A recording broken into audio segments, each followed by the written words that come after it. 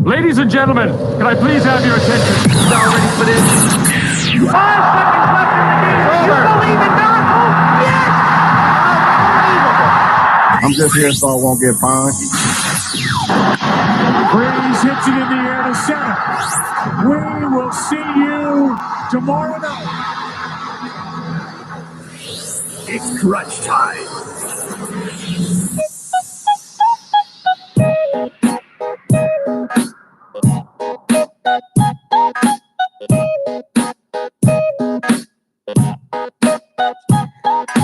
I'll tell you what, I'm loving this weather we've been having over the last 2 weeks. It's made me a little bit happier. What about you?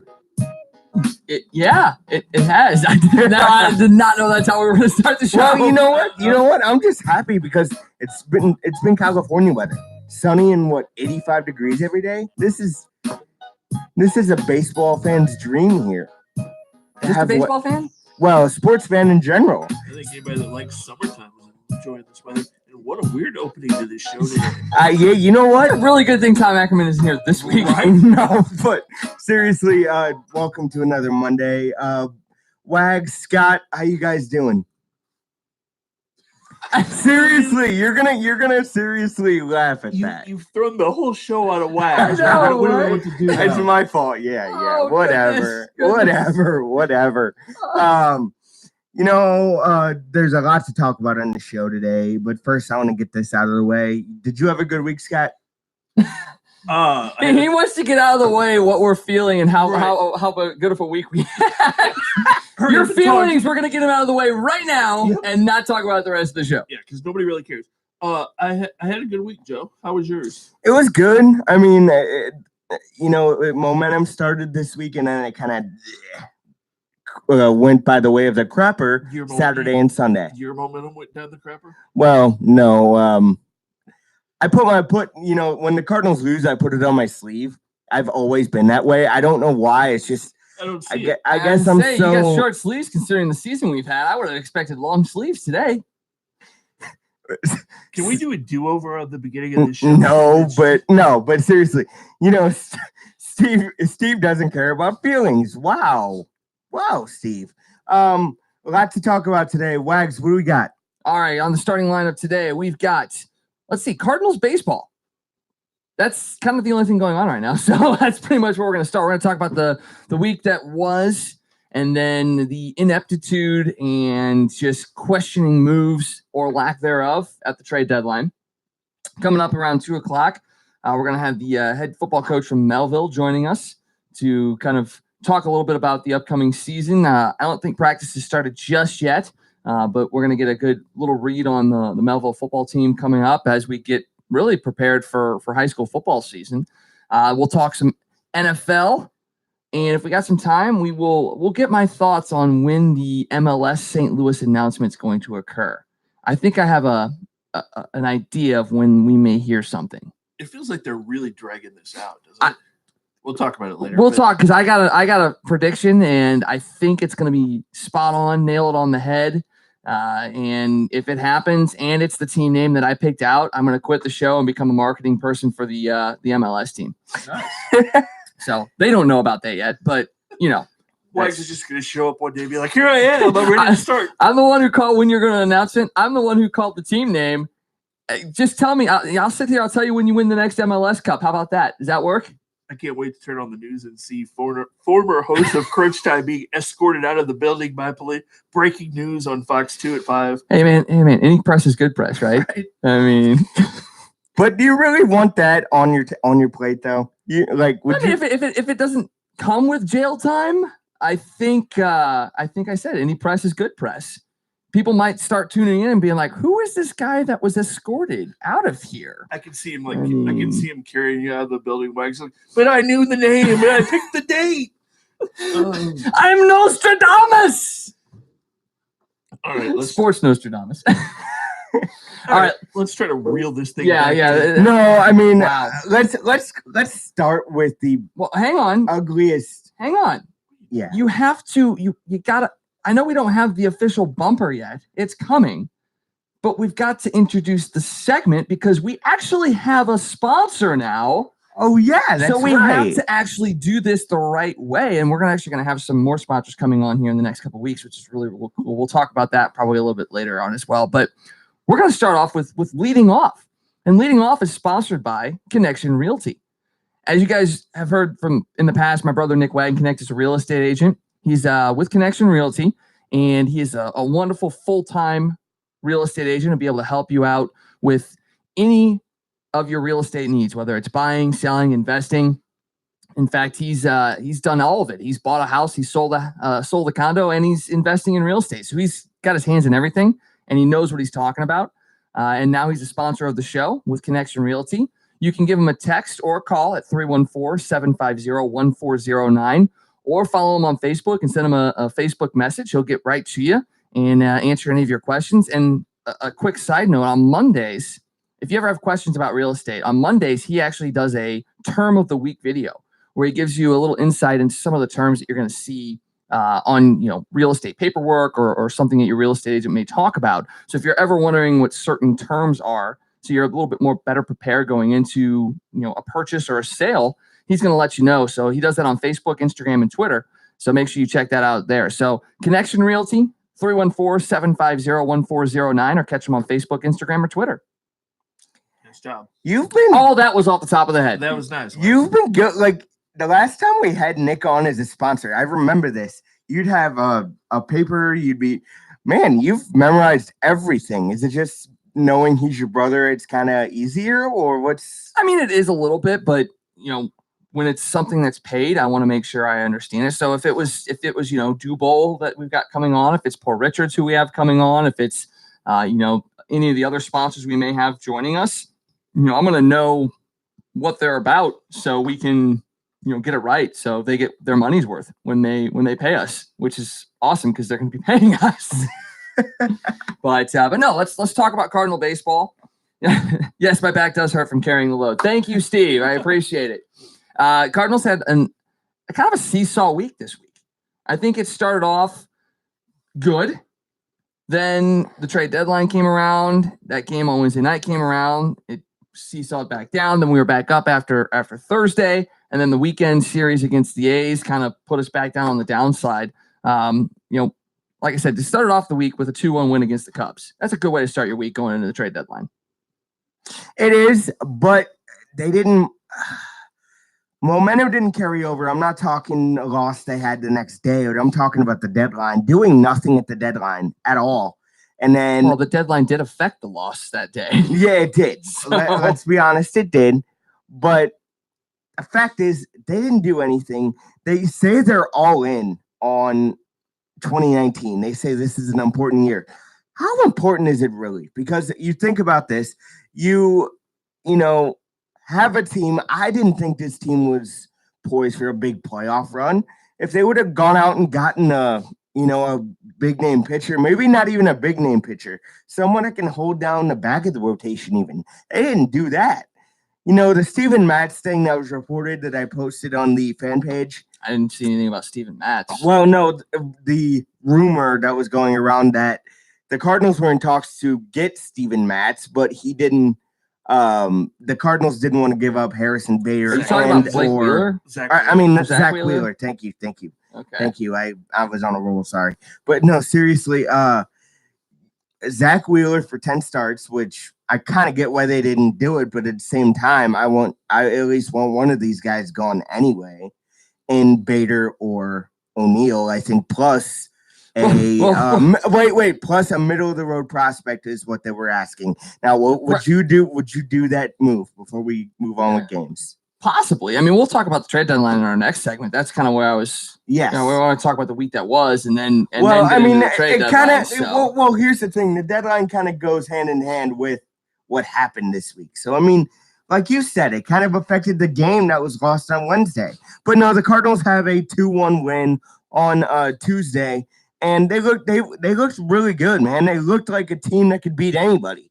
And then they come out on Wednesday, lose 2-0, and both runs were unearned because, well, the Cardinals were being last year's Cardinals on defense. So, Scott, what was your assessment of this week against the Cubs? Like you said, they came out and played a good game on Tuesday. Goldschmidt hit a big home run. They had the momentum coming in. You go into Wednesday, it was just one of those games. You have Jarrell Munoz playing in left field, fly ball. He gets a bad break on it, drops in for a double. Wieters throws a ball away, trying to pick a guy off at second base. And they've struggled against some of the Cubs pitching. They couldn't hit on Wednesday night. They came back on Thursday and absolutely dominated the Cubs. I mean, they showed, because you would have thought the Cubs would have had all the momentum going into that Thursday game with Lester pitching, and the Cardinals came out and just absolutely dominated. I mean, they hit Lester all over the ballpark. They ran the bases. They stole bases. They look like the better ball club. And I think you have to come out of that weekend saying that the Cardinals might be the better ball club, honestly. Yeah, I mean, you look at just going back to Tuesday. I mean, Wainwright went 5 2/3, 5 hits, an earned run, 3 walks, 5 strikeouts. Gallegos picked up the win. So you're pitching, even when they didn't hit you Darvish very well on Tuesday, but they got the timely hits when they needed to. Mhm. And like you said, that Goldschmidt home run was huge. It broke the tie. It's 25th of the year. It was a big time win, and it was a close win too. And I think that's what they kind of needed, was a close win against the Cubs to say, hey, look, we can beat them in a close game. And at that point, it held the true to the home team wins every game up until that point. And then you go into Wednesday, and it's not that they didn't hit; they had 9 hits. Yeah, they just couldn't get runners in scoring position home. Well, and that's been when they lose, that's their problem. Yeah, it was just terrible. And then Baez scoring the second run on the air by Wieters. Michaelis pitched a good game, 5 2/3, 6 hits, an unearned run, a walk, and 3 strikeouts. Obviously with Wainwright and Michaelis only going 5 2/3, you really would want them to go deeper.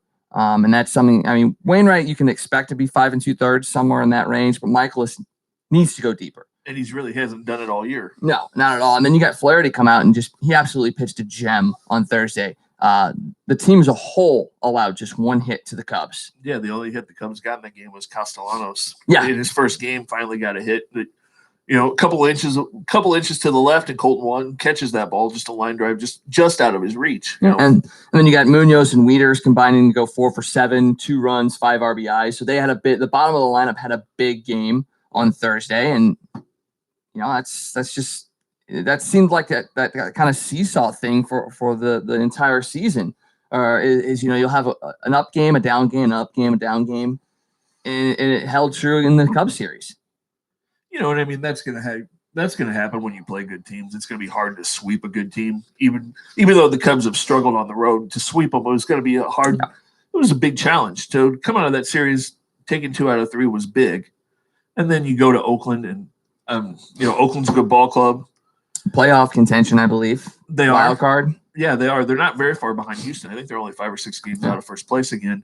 And you ran into the same thing in Oakland. Couldn't hit with runners at scoring position both games. And then the Cardinals started to make a little noise in that game on Saturday night. They got it to 5-2, and then you bring in Tyler Webb, and he gives up a 3-run homer. Why Tyler Webb's still on this ball club, I'm not really sure.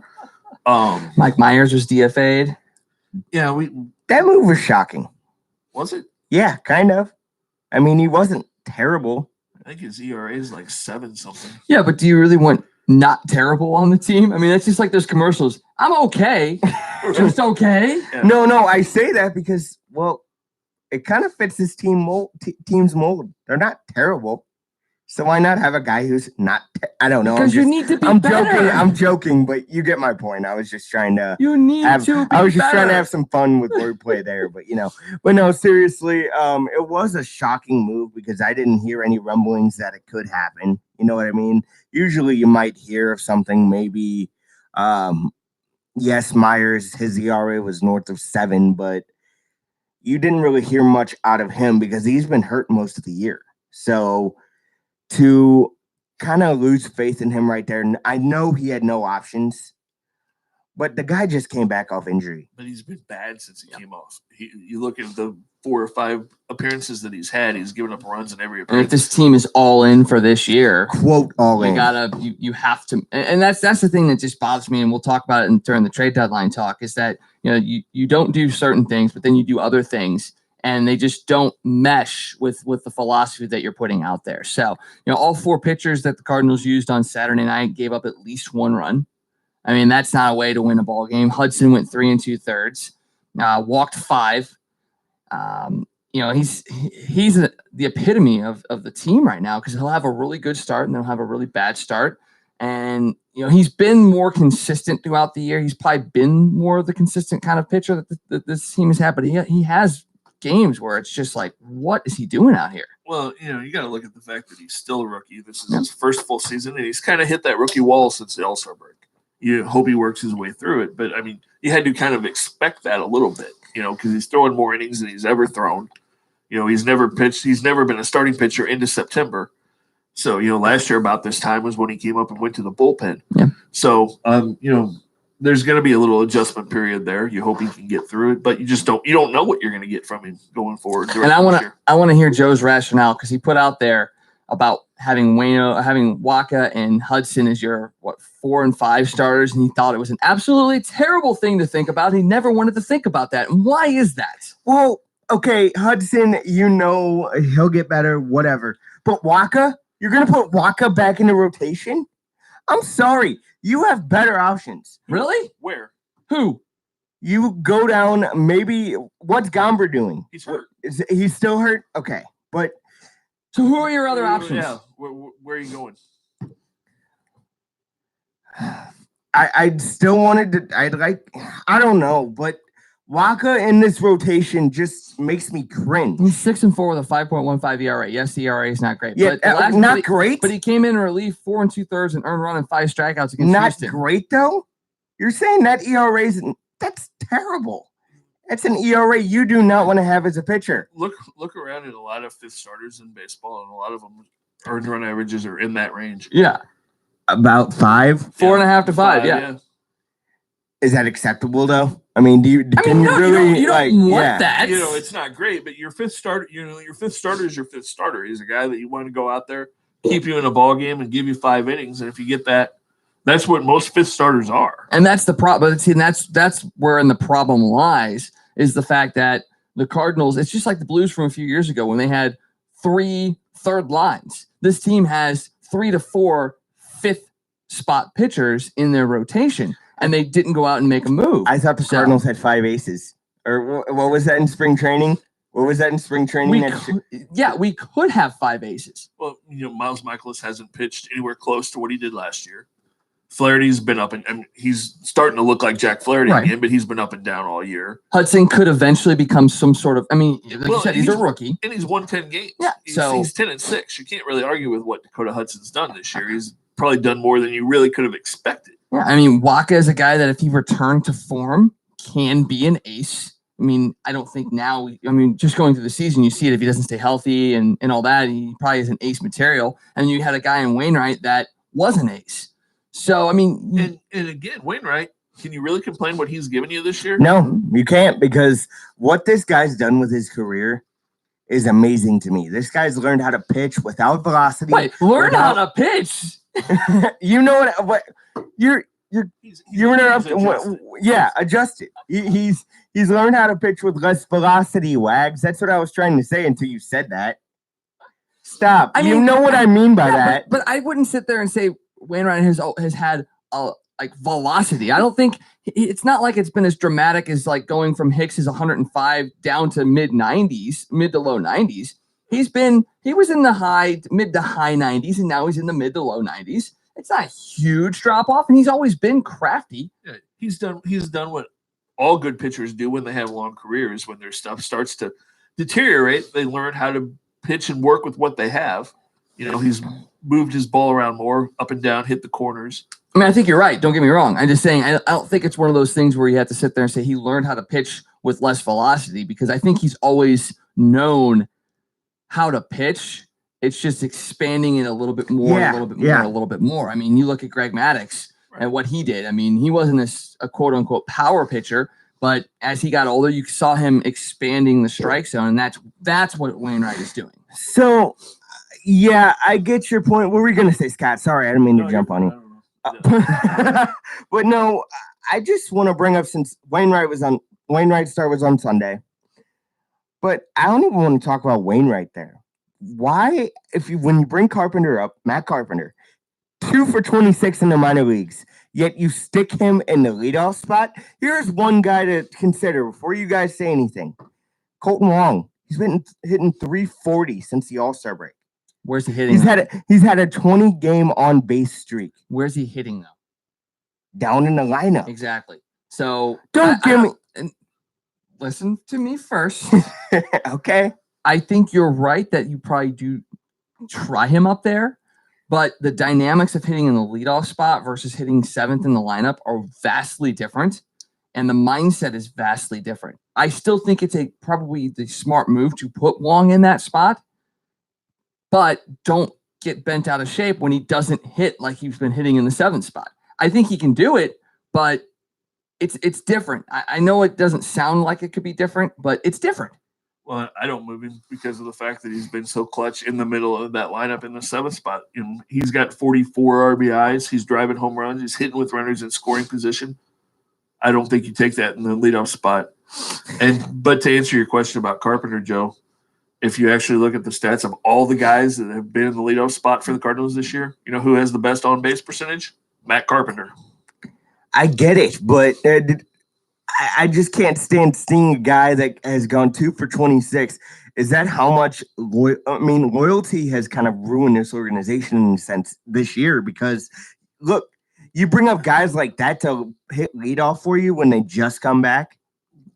I'm sorry. You don't have anybody else that's doing it right now. Like I said, if you move Wong, then who do you put in that 8th spot? It changes. What about Martinez? You're already hitting him 3rd anyway. Hitting him 2nd. Why not leadoff spot? It's a weird because his on base percentage is awful because he doesn't draw walks. That's the problem that they have.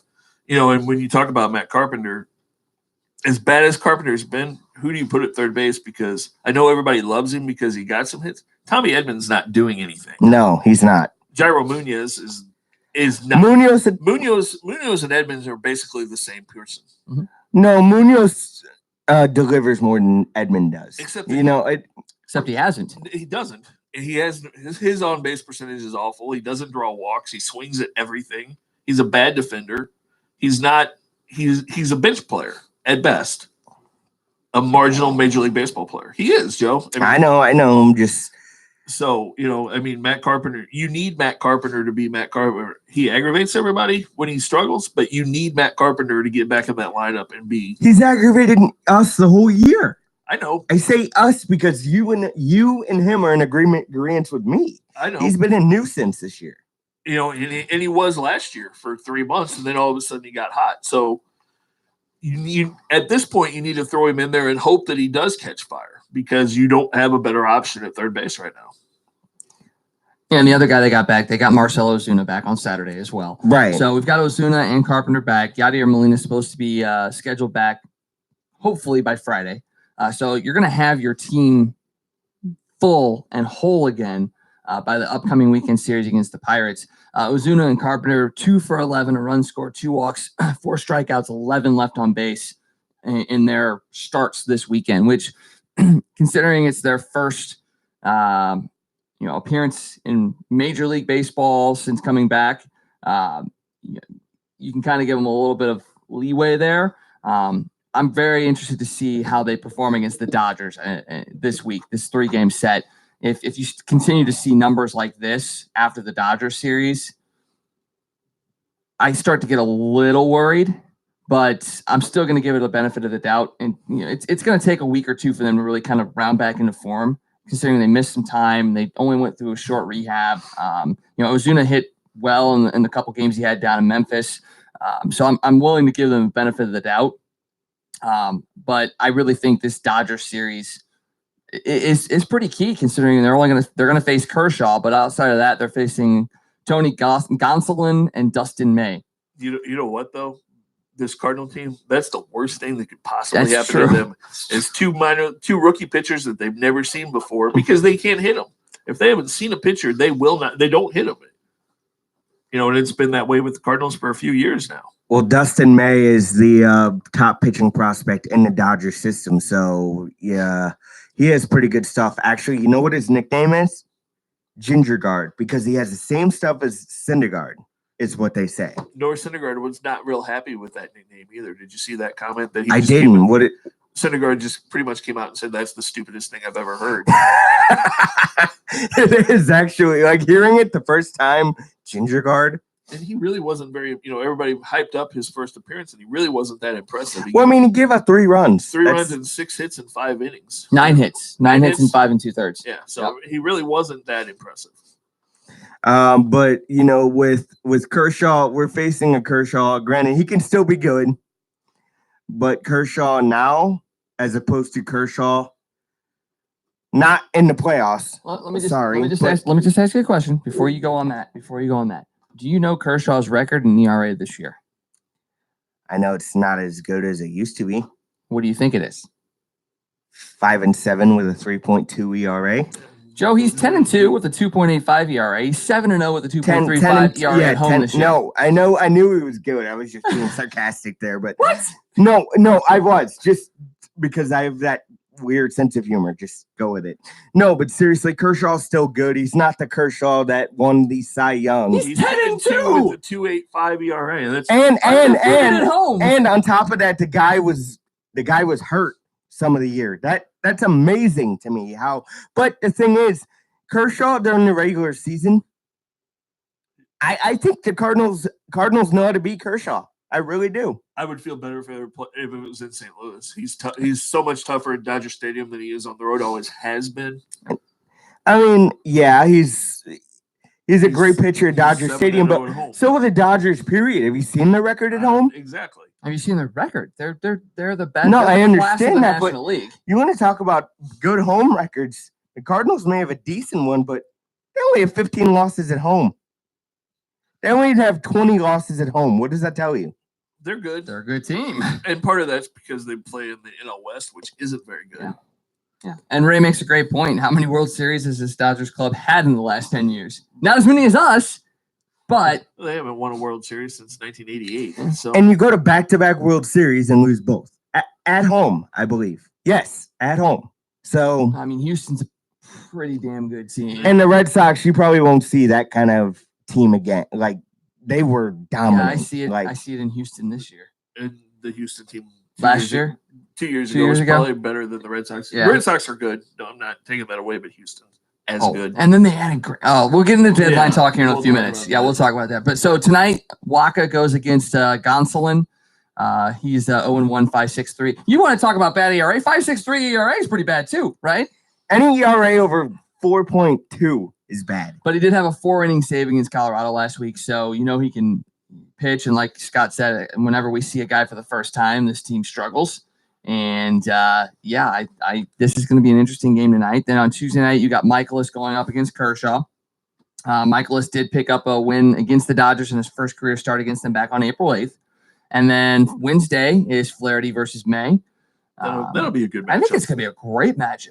I think it could be really, really good. And we don't really get to watch it because it's on YouTube. Yay, YouTube! But no, and the sad part about those games, I hate to bash MLB Network, but most of them work on there. The announcer, they've had some of the most obscure announced teams do those games. I get it, but because nobody that has a network contract can do a game on YouTube. Maybe we should put our names out there. We should see if we can get that. Yeah, that's a good idea. That would be kind of cool. I mean, kind of cool. No one would watch us, but it would be cool to say we did it. Right. What do you mean no one would watch us? It's on YouTube. We're on YouTube right now. We have 0 viewers on YouTube. So, I mean, come on. They'll watch it later on. They'll watch it later on. They will. Yeah, they will. But no, I get it. Did people watch it on Facebook? But the whole time they were watching, they were like bashing Facebook or even putting baseball games on there. Well, because it's stupid, because it takes it away from their networks where everybody has access to it. It's just it's a dumb idea by baseball. I know they're trying to reach out to the younger generation or whatever. But millennials, right? We're all millennials. Yeah, but I mean, legit millennials are how people view millennials.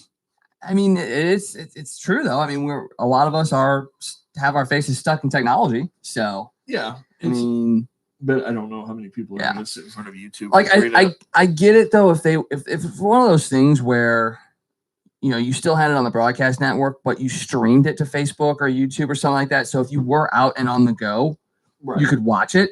That would be totally understandable because the NFL did that with the Twitter games. Except that you can't do that if you have like Fox Sports Go. You know, Exactly. I mean, the technology is already there. They already do it. So I don't really understand why take it away from the team's network. You know, the local network. You know, it just seems like a bad idea to me, especially a big game like that. Yeah, it's a huge game. First place Dodgers, a potentially first place Cardinal team, playoff positioning kind of being fought for, and then you've got a pretty decent matchup in Flaherty and May, who could be the future for the Dodgers, and Flaherty, who has been the best, the next great pitcher for the Cardinals, I think.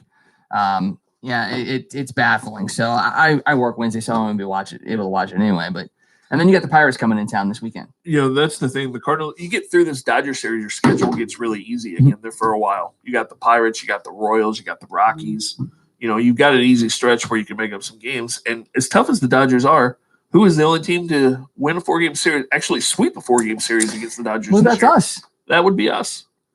How we did it, don't know. But it was during the stretch where we were 10 games above 500 and playing pretty well. And everybody was like, sunshine and rainbows. This is a great Cardinal team again. Nope. So they're still fighting for first place. I mean, but can you really consider a team that's 58-52 a good team? They're over 500. I'm pretty sure a Cardinal team that won 83 games won a World Series. Yeah. I guess that means anything can happen, right? I mean, exactly. Yeah, anything can happen. So the playoffs. So I was watching, and I know I'm gonna bring this dude up again. You know who I'm talking about. I was watching High Heat today, and basically, why do you keep doing that to yourself? Why do you talk about Chris Russo? Well, you makes a good point, and everyone always tells me to cite my sources. So there's gonna be at least four teams this year that get into the play, or 2 or 3 teams this year getting into the playoffs from the National League side who won't even have 90 wins. That's bad for baseball. It's called parity. It's parity. It's not necessarily bad. Why is that bad for baseball? Well, because you think, the playoffs are the creme de la creme, right? The teams that win over 90 games, the teams that win a division, even the teams that win a wild card have over 90 wins. Or at least that's what it used to be. But 83. Now, okay. No, besides the 80, don't bring up that 2006 Cardinal team. Why? I get it. They won a World Series. But I'm talking about total skill. That Cardinal team had way more skill on it than 83 wins. They could have had way more wins that year. So I don't want to hear it. But they didn't. They didn't. I get it. But this team could have way more wins. That's. Can you really say this team was going to win 90 games? Yes, I said it before the season. But did you think it was going to happen? I'm still not sure they won't win 90 games. I mean, they could still go on this monster run. I'm not saying that. They don't really even have to go on a monster run, honestly. But what are they on pace for now? Like 87, 88. So they need to get a little bit hotter than they are right now. I mean, I guess I just don't notice because there's so many teams in the NL, especially in the NL, that, what? They're what? You know what? I'm mediocre. I call 80 when it comes to 80 win teams nowadays, that's mediocre. Especially when you have these stacked teams, you have guys coming up from farm systems. Teams are more talented now. Not saying they weren't then, but see, I disagree with you. I think what's bad for baseball is I think what's going on in the National League is good. I think what's bad for baseball is what's happening in the American League, where you have 3 dominant teams and everybody else is tanking because they have no chance. Would you call Houston, speaking of the American League, would you call them a super team? Like, I hate to bring super team into this. I really do. But almost every player on that team is homegrown. Maybe minus the bench, but, And their starting rotation. And there's most and their starting. And their closer. Yeah, I'm talking starting rotation, closer, and bench. Other than that, they're starting 8 for the most part, all homegrown. So I don't know if you can really call that a super team because... Well, they're all good. I say super team because they're all first-round picks. I mean, most of them. I know not all of them, but most of them are first-round picks. And most of them have panned out. Actually, all of them have panned out, or they wouldn't be on the team now. You get my point. But, look at what they had to do to get to that point, though. Look at all the years that they lost 100-plus games. So as a fan, you can say, look at that. But as a fan, would you want to go through that where you go through 8 or 9 years where your team wins 50 games? Some fan bases will take that. Others won't. There's a it depends on the fan base. Okay. Cardinal fan base would not take that. Well, you can say that. Look at Houston's fan base while that was happening. They were drawing 10, 12,000 people a game.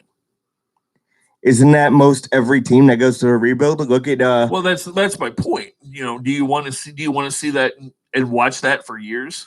I mean, I'm asking you a question. Would you be willing to sit around and watch them be horrible for 8 or 9 years, hoping that maybe some of those first round picks pan out? Be honest with you, I mean, I'd say it's iffy with me because I'm still a Cardinal fan. I always have been, always will be. If I was born earlier in the late 80s, those 90s teams were just as bad as what you're talking about, right? They weren't. They were rough. They were rough. They never finished in last. Okay, what about the Cardinals? Have never. Think about this. Since 1892, the Cardinals have never finished in last place.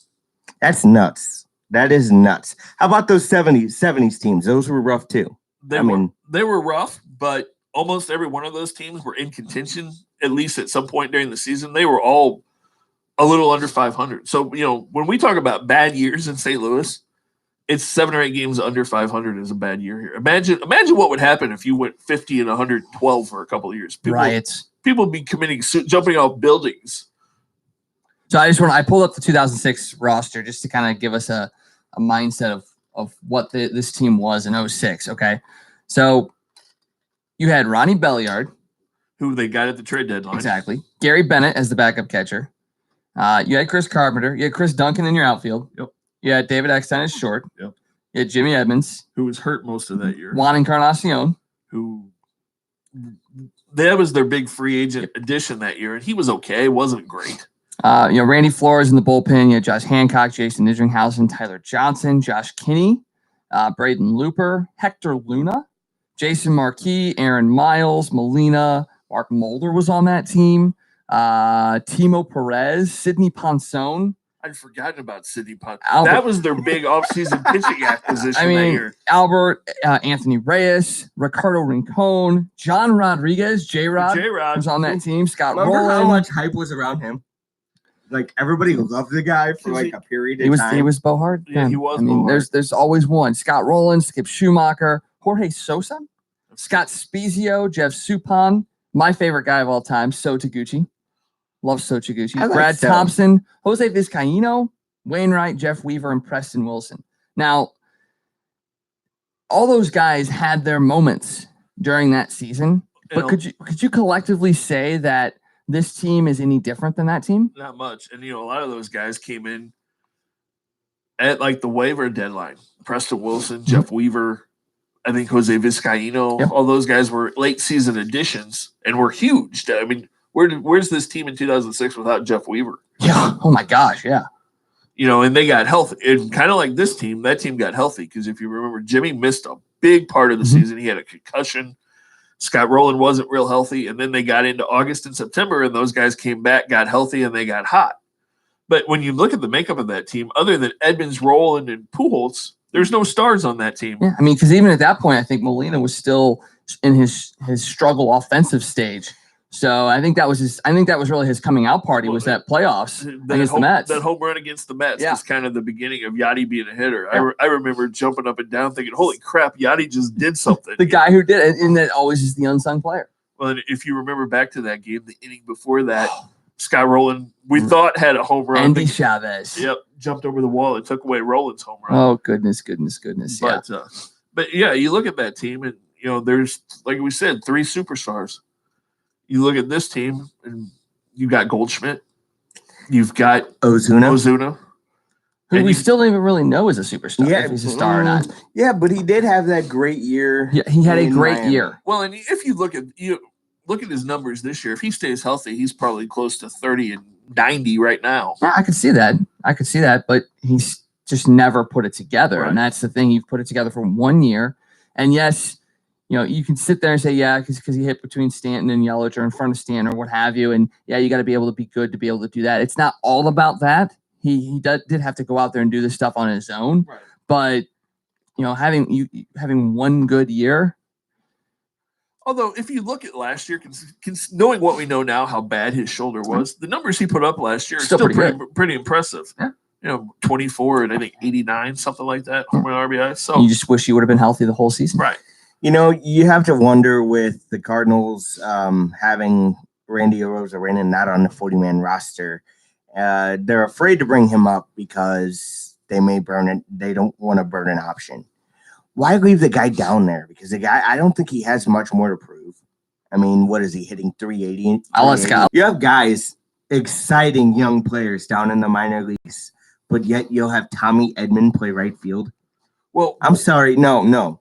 And what were you saying when you messaged me? You're like, they're putting Yairo freaking Munoz in left field. Why is Lane Thomas up here if you're not going to let him play at all? That makes no sense to me. I mean, the kid's done nothing but hit when he's had a chance to play in the big leagues. And you had Tommy Edman playing right field yesterday. I mean, it doesn't make any sense. And it goes back to my argument for the first half of the season when we had 5 third basemen that, you had Jed Jerko that wasn't playing. And then you end up basically giving Jerko away for nothing.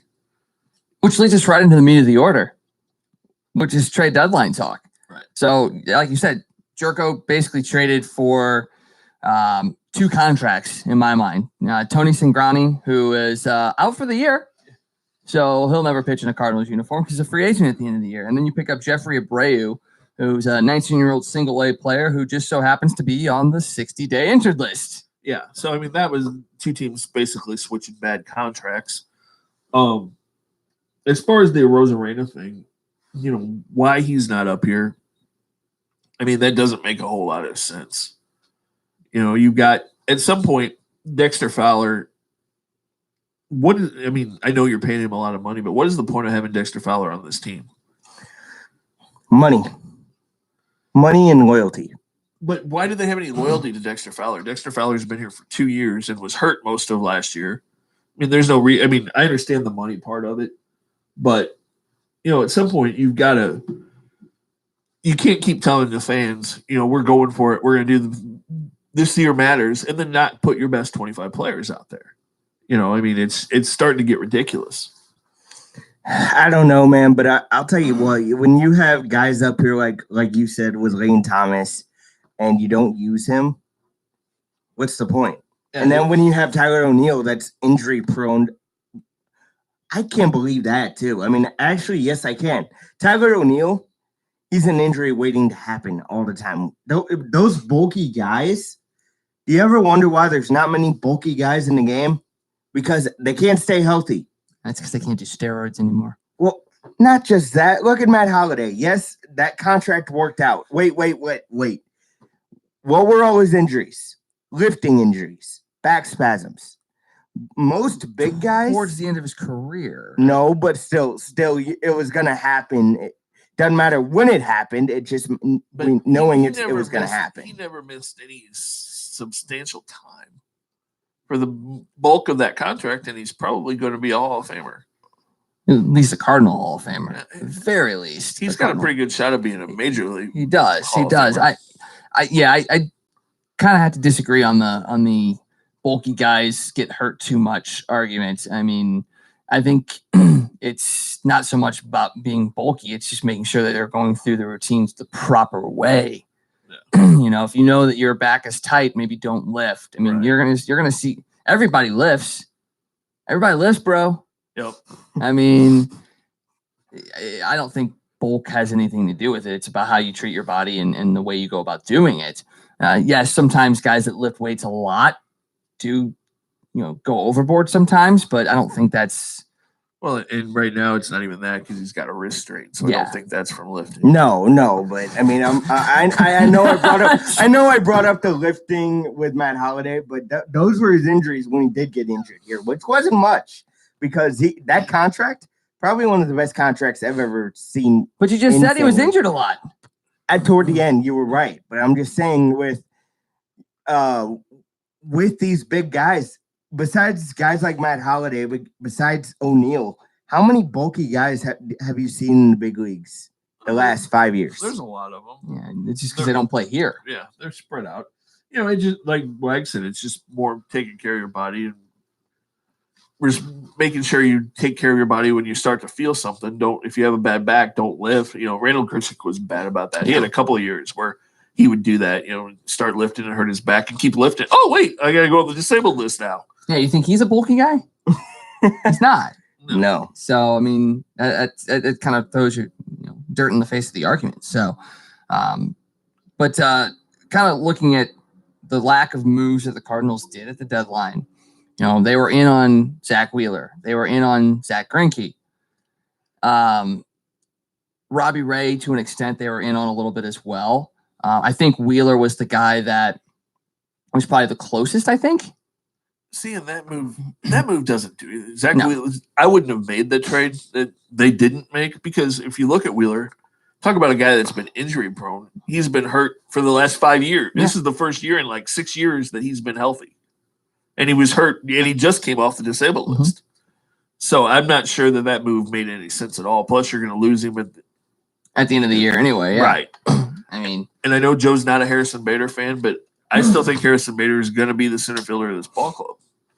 I mean, I'm not going to – I mean, yes, I went on record saying I don't like him. And, yes, some of that was, emotion. Some of that was true. I mean, the guy has a major hole in his swing that he didn't look like he was trying to fix. Oh, he's trying to, like Ackerman said, he works almost too hard trying to fix stuff.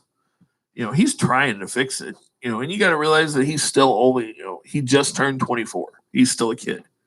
He's got plenty of time. It's not like he's 27 and can't hit. You just have to give it time.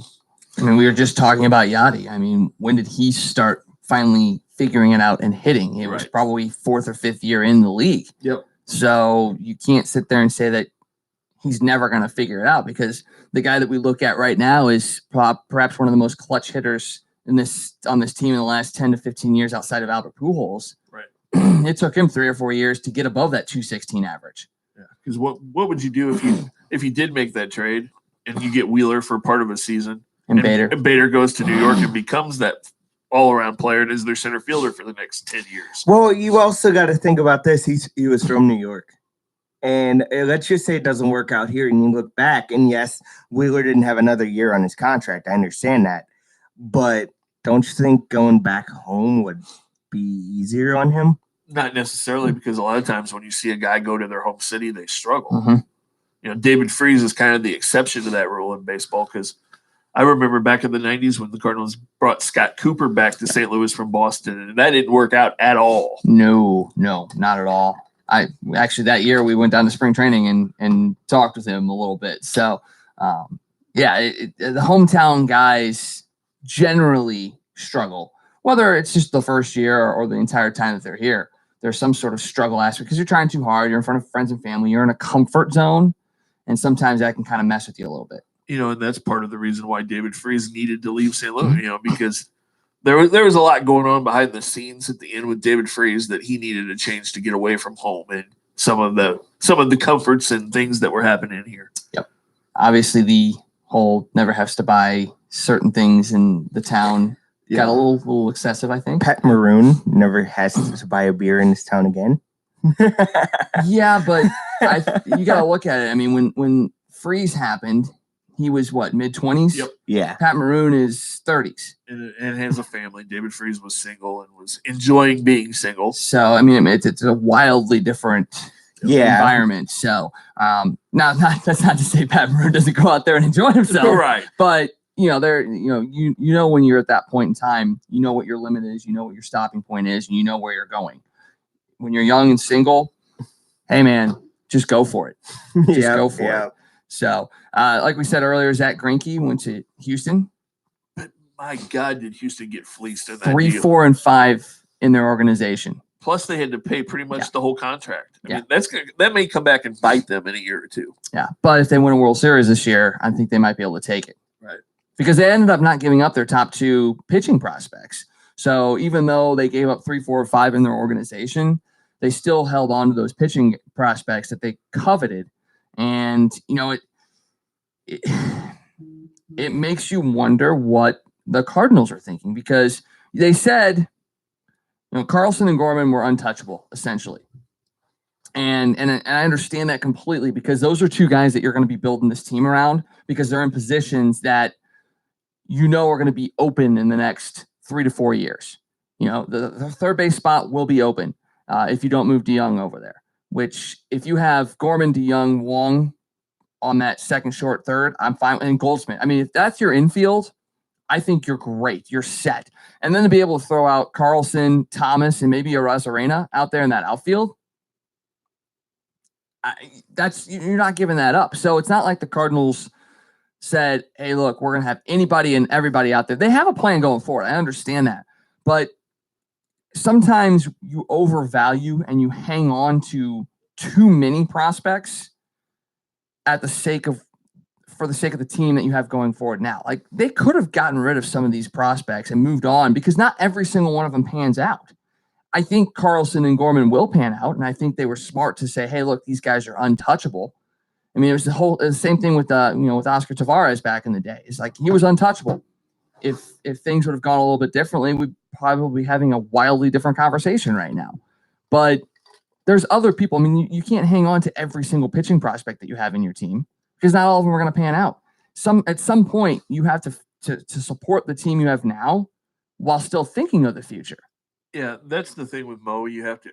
It's like he's too scared to move anybody, and you're right. You got 3 third base prospects coming up. What are you going to do with 3 third base? I mean, somebody said, "Well, you can move one of them to first base." Okay, well, you got Goldschmidt. Goldschmidt's got that locked down for the next 4 years after this year.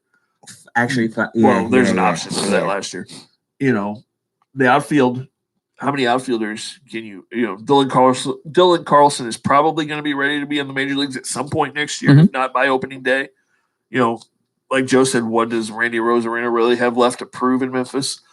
The thing about him is you just don't know what he is, because he's not really a high prospect. But what about Adolis Garcia? I mean, you have all these other guys that in the minor leagues except Garcia, he's been up here a couple times and really hasn't shown a whole lot in the major leagues. I'm not sure what to think about him. I think the lasting memory of him always will be tripping around third base and costing us a shot at the playoffs last year. But, and you can't hold that against him. No, he was a young kid. But that's the memory. There's a lot of people that still don't like Colton Wong because they remember him getting picked off as a rookie in the World Series. That's why a lot of people don't like Colton Wong. So do people not like Jack Flaherty because he got picked off second base not once but twice? Well, that's just stupid. But, I mean, why a pitcher's running the bases at that point? In a crucial moment of a game, yeah. And then the next week have him do it again. Oh, yeah. I'm just saying, it goes with what you're saying. Right, no. But, not quite the same level of game. Those were bigger games. I mean, you got to look at it in the sense that, the way our prospects are ranked in our team are wildly different than what other teams see it at. So, like, our 3, 4, and 5 probably don't match up to Houston's 3, 4, or 5 when it comes to where teams see them. Well, and that goes back again to the fact that Houston was so bad. They were drafting, when the Cardinals are drafting mid-first round every year, your prospect, you're not going to have those, they got lucky. Gorman kind of fell to him as the 18th prospect. But yeah, the Cubs and the Astros for so many years were picking first, second, third. Then that's how that worked out. And the Cardinals, as fans, we're not going to put up with that. We would have, like we said, we would have riots in this city if this team was in last place for 2 or 3 years in a row. They're in first place, or they were in first place. They had the first wild card, and we're about to have riots now. Well, but going back to the trade deadline, I'm definitely not a Mo apologist, because I think he's inadequate in a lot of ways. But when you look at the pitchers that didn't move and the teams that didn't make moves, I'm not really sure that you can give him a hard time, because I think the asking price on some of those guys were so high that it's kind of understandable that they didn't make moves. Because look at the guys that everybody thought that was going to get traded, starting pitchers that are still on the teams. Matthew Boyd, a Mike Minor. Even a Robbie Ray, none of those guys got moved.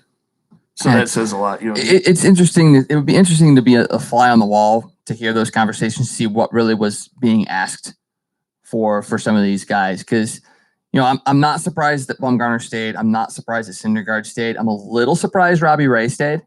But once again, not knowing what Arizona was really looking for. Well, I mean, you can kind of tell what Arizona was looking for because they got a 3, 4, and 5 for Greinke. For a Ray, you're probably thinking somewhere around those lines as well, maybe a 4 and a 5, or a position player or something along those lines. So you can kind of see where Robbie Ray would have fallen in that, which probably would have been too high for the Cardinals to pay. Well, not knowing what he had, I don't even know if it doesn't even sound like the Cardinals talked to Arizona, but from what I've read, the Yankees talked to him and they wanted Gleyber Torres plus their other top 2 prospects. That's a lot for Robbie Ray. Yeah. Very much so. Is Ray an ace pitcher in your opinion? No. He's a 2 or a 3.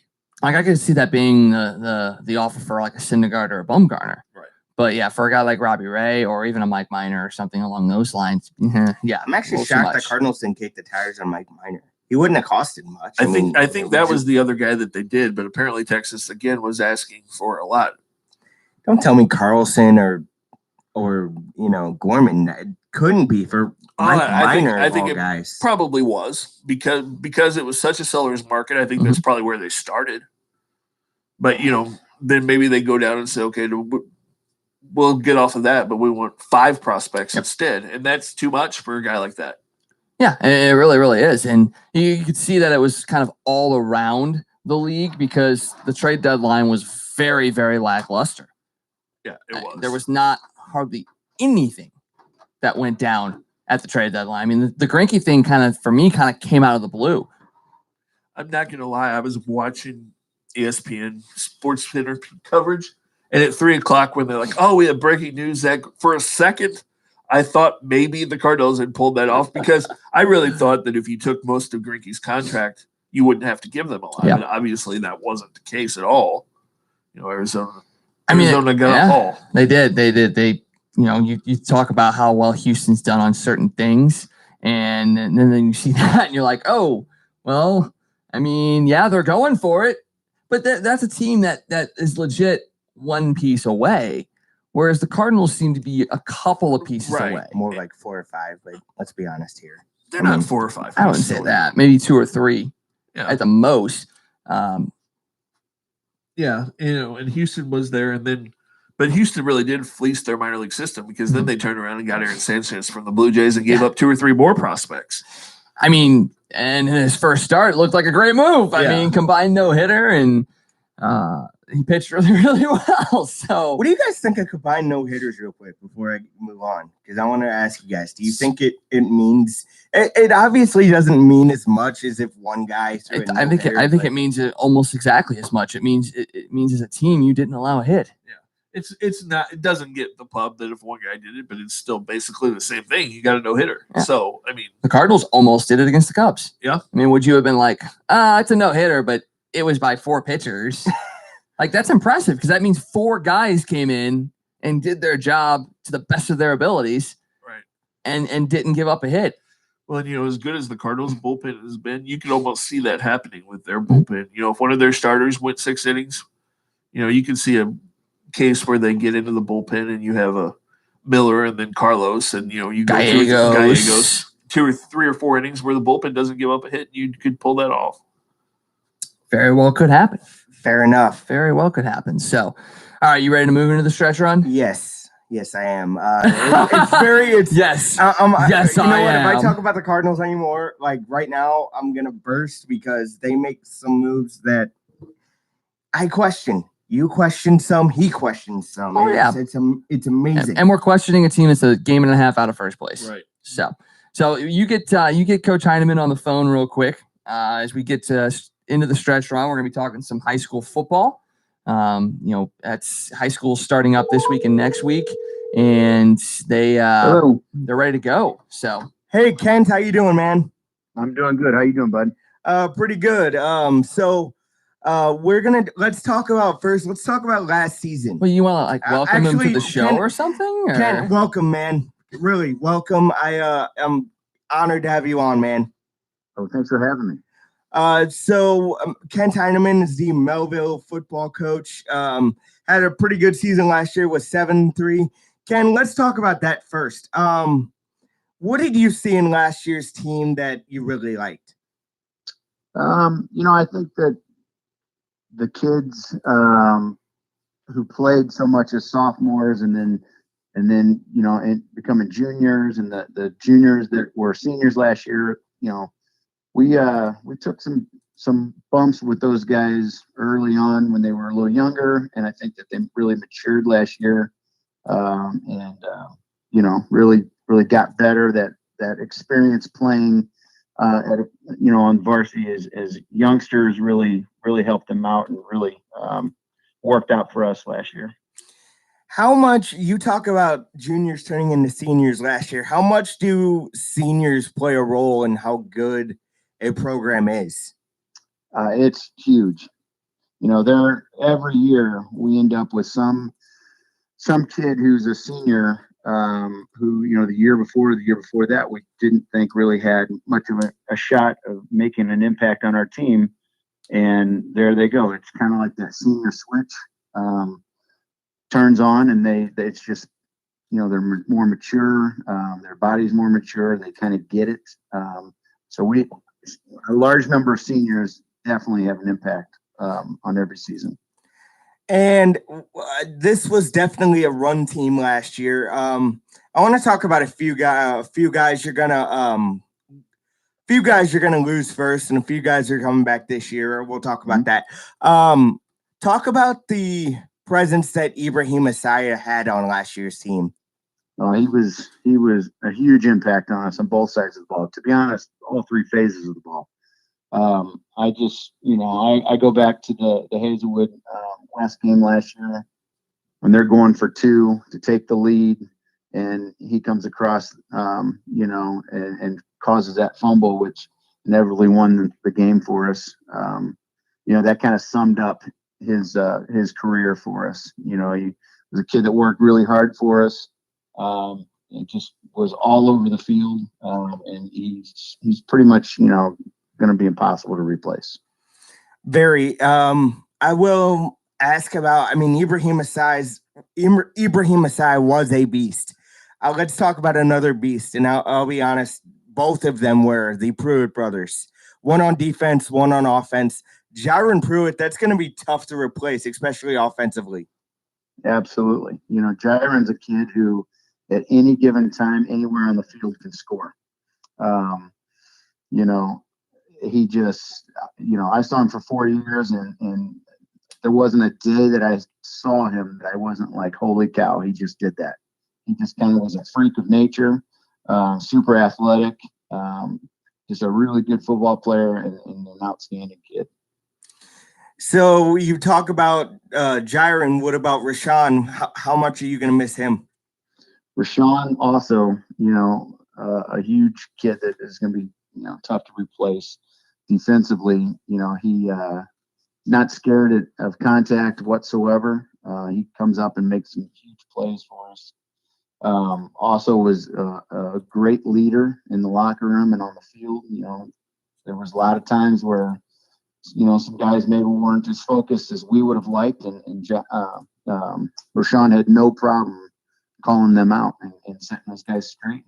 They respected him enough to say, hey, you know what? If Rashawn says I'm not as focused as I need to be, then I must not be. So moving on to this year, there are certain guys that I think are poised to have some awesome senior years. Let's talk about first quarterback Evan Robertson. Evan is, he's definitely set up to have a nice senior season.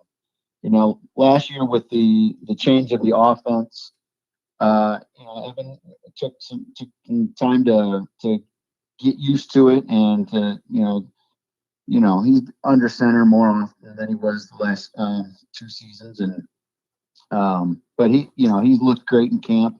He's had a great summer at camps, getting a lot of exposure at different colleges, and he looked good. The few 7-on-7s we had, and we're really excited about him as a senior. Will McCain. Will McCain's another one. He's he actually played some for us as a freshman, so now him being a senior, we're looking for his leadership. We're looking for his his get after itness, and he's going to be a big impact player in all three phases of the game. What about Steven Haverstick? This guy, I mean, don't want to say he came out of nowhere. This guy was pretty good last year, but I think guys like McCain overshadowed him. What do you think of Haverstick? I think Haverstick's an unbelievable player for us. He'll be a middle linebacker and play fullback again. When we had to eat some clock and keep that ball inside, and away from the boundaries, we gave it to him, and I never, didn't have confidence in him. So, Haverstick, I mean, I think this is going to be a good team. How's it shaping up? Pretty good. Our numbers are not where we would like them to be as a program, but we got all these guys coming back, and all these kids are seniors. Again, a lot of them have played, for the last 2 seasons, and now they're seniors. So we're really excited about this team. Coach, thank you for letting me be a part of that season last year. It was a great year, minus Chaminade, but you know what? You can't win them all. Hopefully this year, this program can take some strides. Yeah, for sure. We were, finished second in the league last year. We know that road is going to go through Fox, so that's a big goal for us this year is to beat them. We certainly would like to go a little deeper in the playoffs. That's going to be definitely another goal, and eventually competing for a state championship.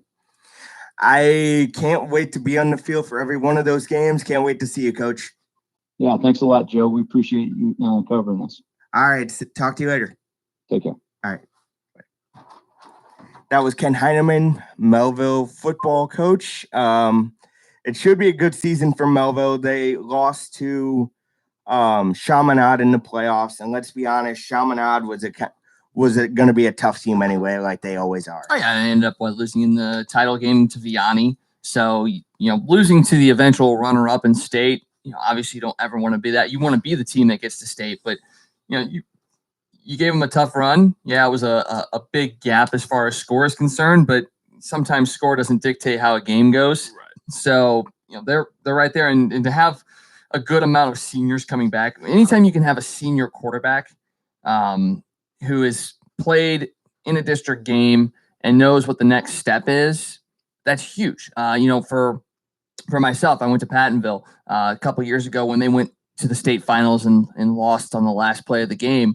That team was built around 4-year senior starters, quarterback, running back, wide receiver, some guys on defense as well. So when you've got a majority of that team that's been starters for so long and then getting into their senior year, that's generally a good recipe for going to a state title game. So yeah, I wouldn't be surprised if you see Mehlville making a run this year. Yeah, it's definitely high school football, especially. It does come down to those senior leading teams that usually end up being in that championship game because of the experience and their leadership. The only time I saw Mehlville in a state championship game was when they faced Rockhurst at the Dome. Do you remember that game where I forget what year it was? I think it was like 06 or something. Yeah, and you run into Rockhurst. That's never a fun time. No, it isn't. We ran into Rockhurst my sophomore year, so yeah. Powerhouse on the western side of the state for sure. So you talk about teams that you've covered basketball-wise. Are they as strong in the football side too, like Father Tolton, teams in Columbia? Tolton's more of a basketball school. Their football program's not real tough. Although, Jeff City's where you get to the center of the state. Jeff City, both Helias and Jeff City, the Jays, have long histories in their football program, so they're going to be tough teams as always. And then you move out, St. Francis Borgia out in Franklin County, 3A state football team has dominated all the Catholic schools for quite a few years out that way. There's a lot of teams. It's going to be an interesting year in all the districts basically. So what about Pattonville, Wags?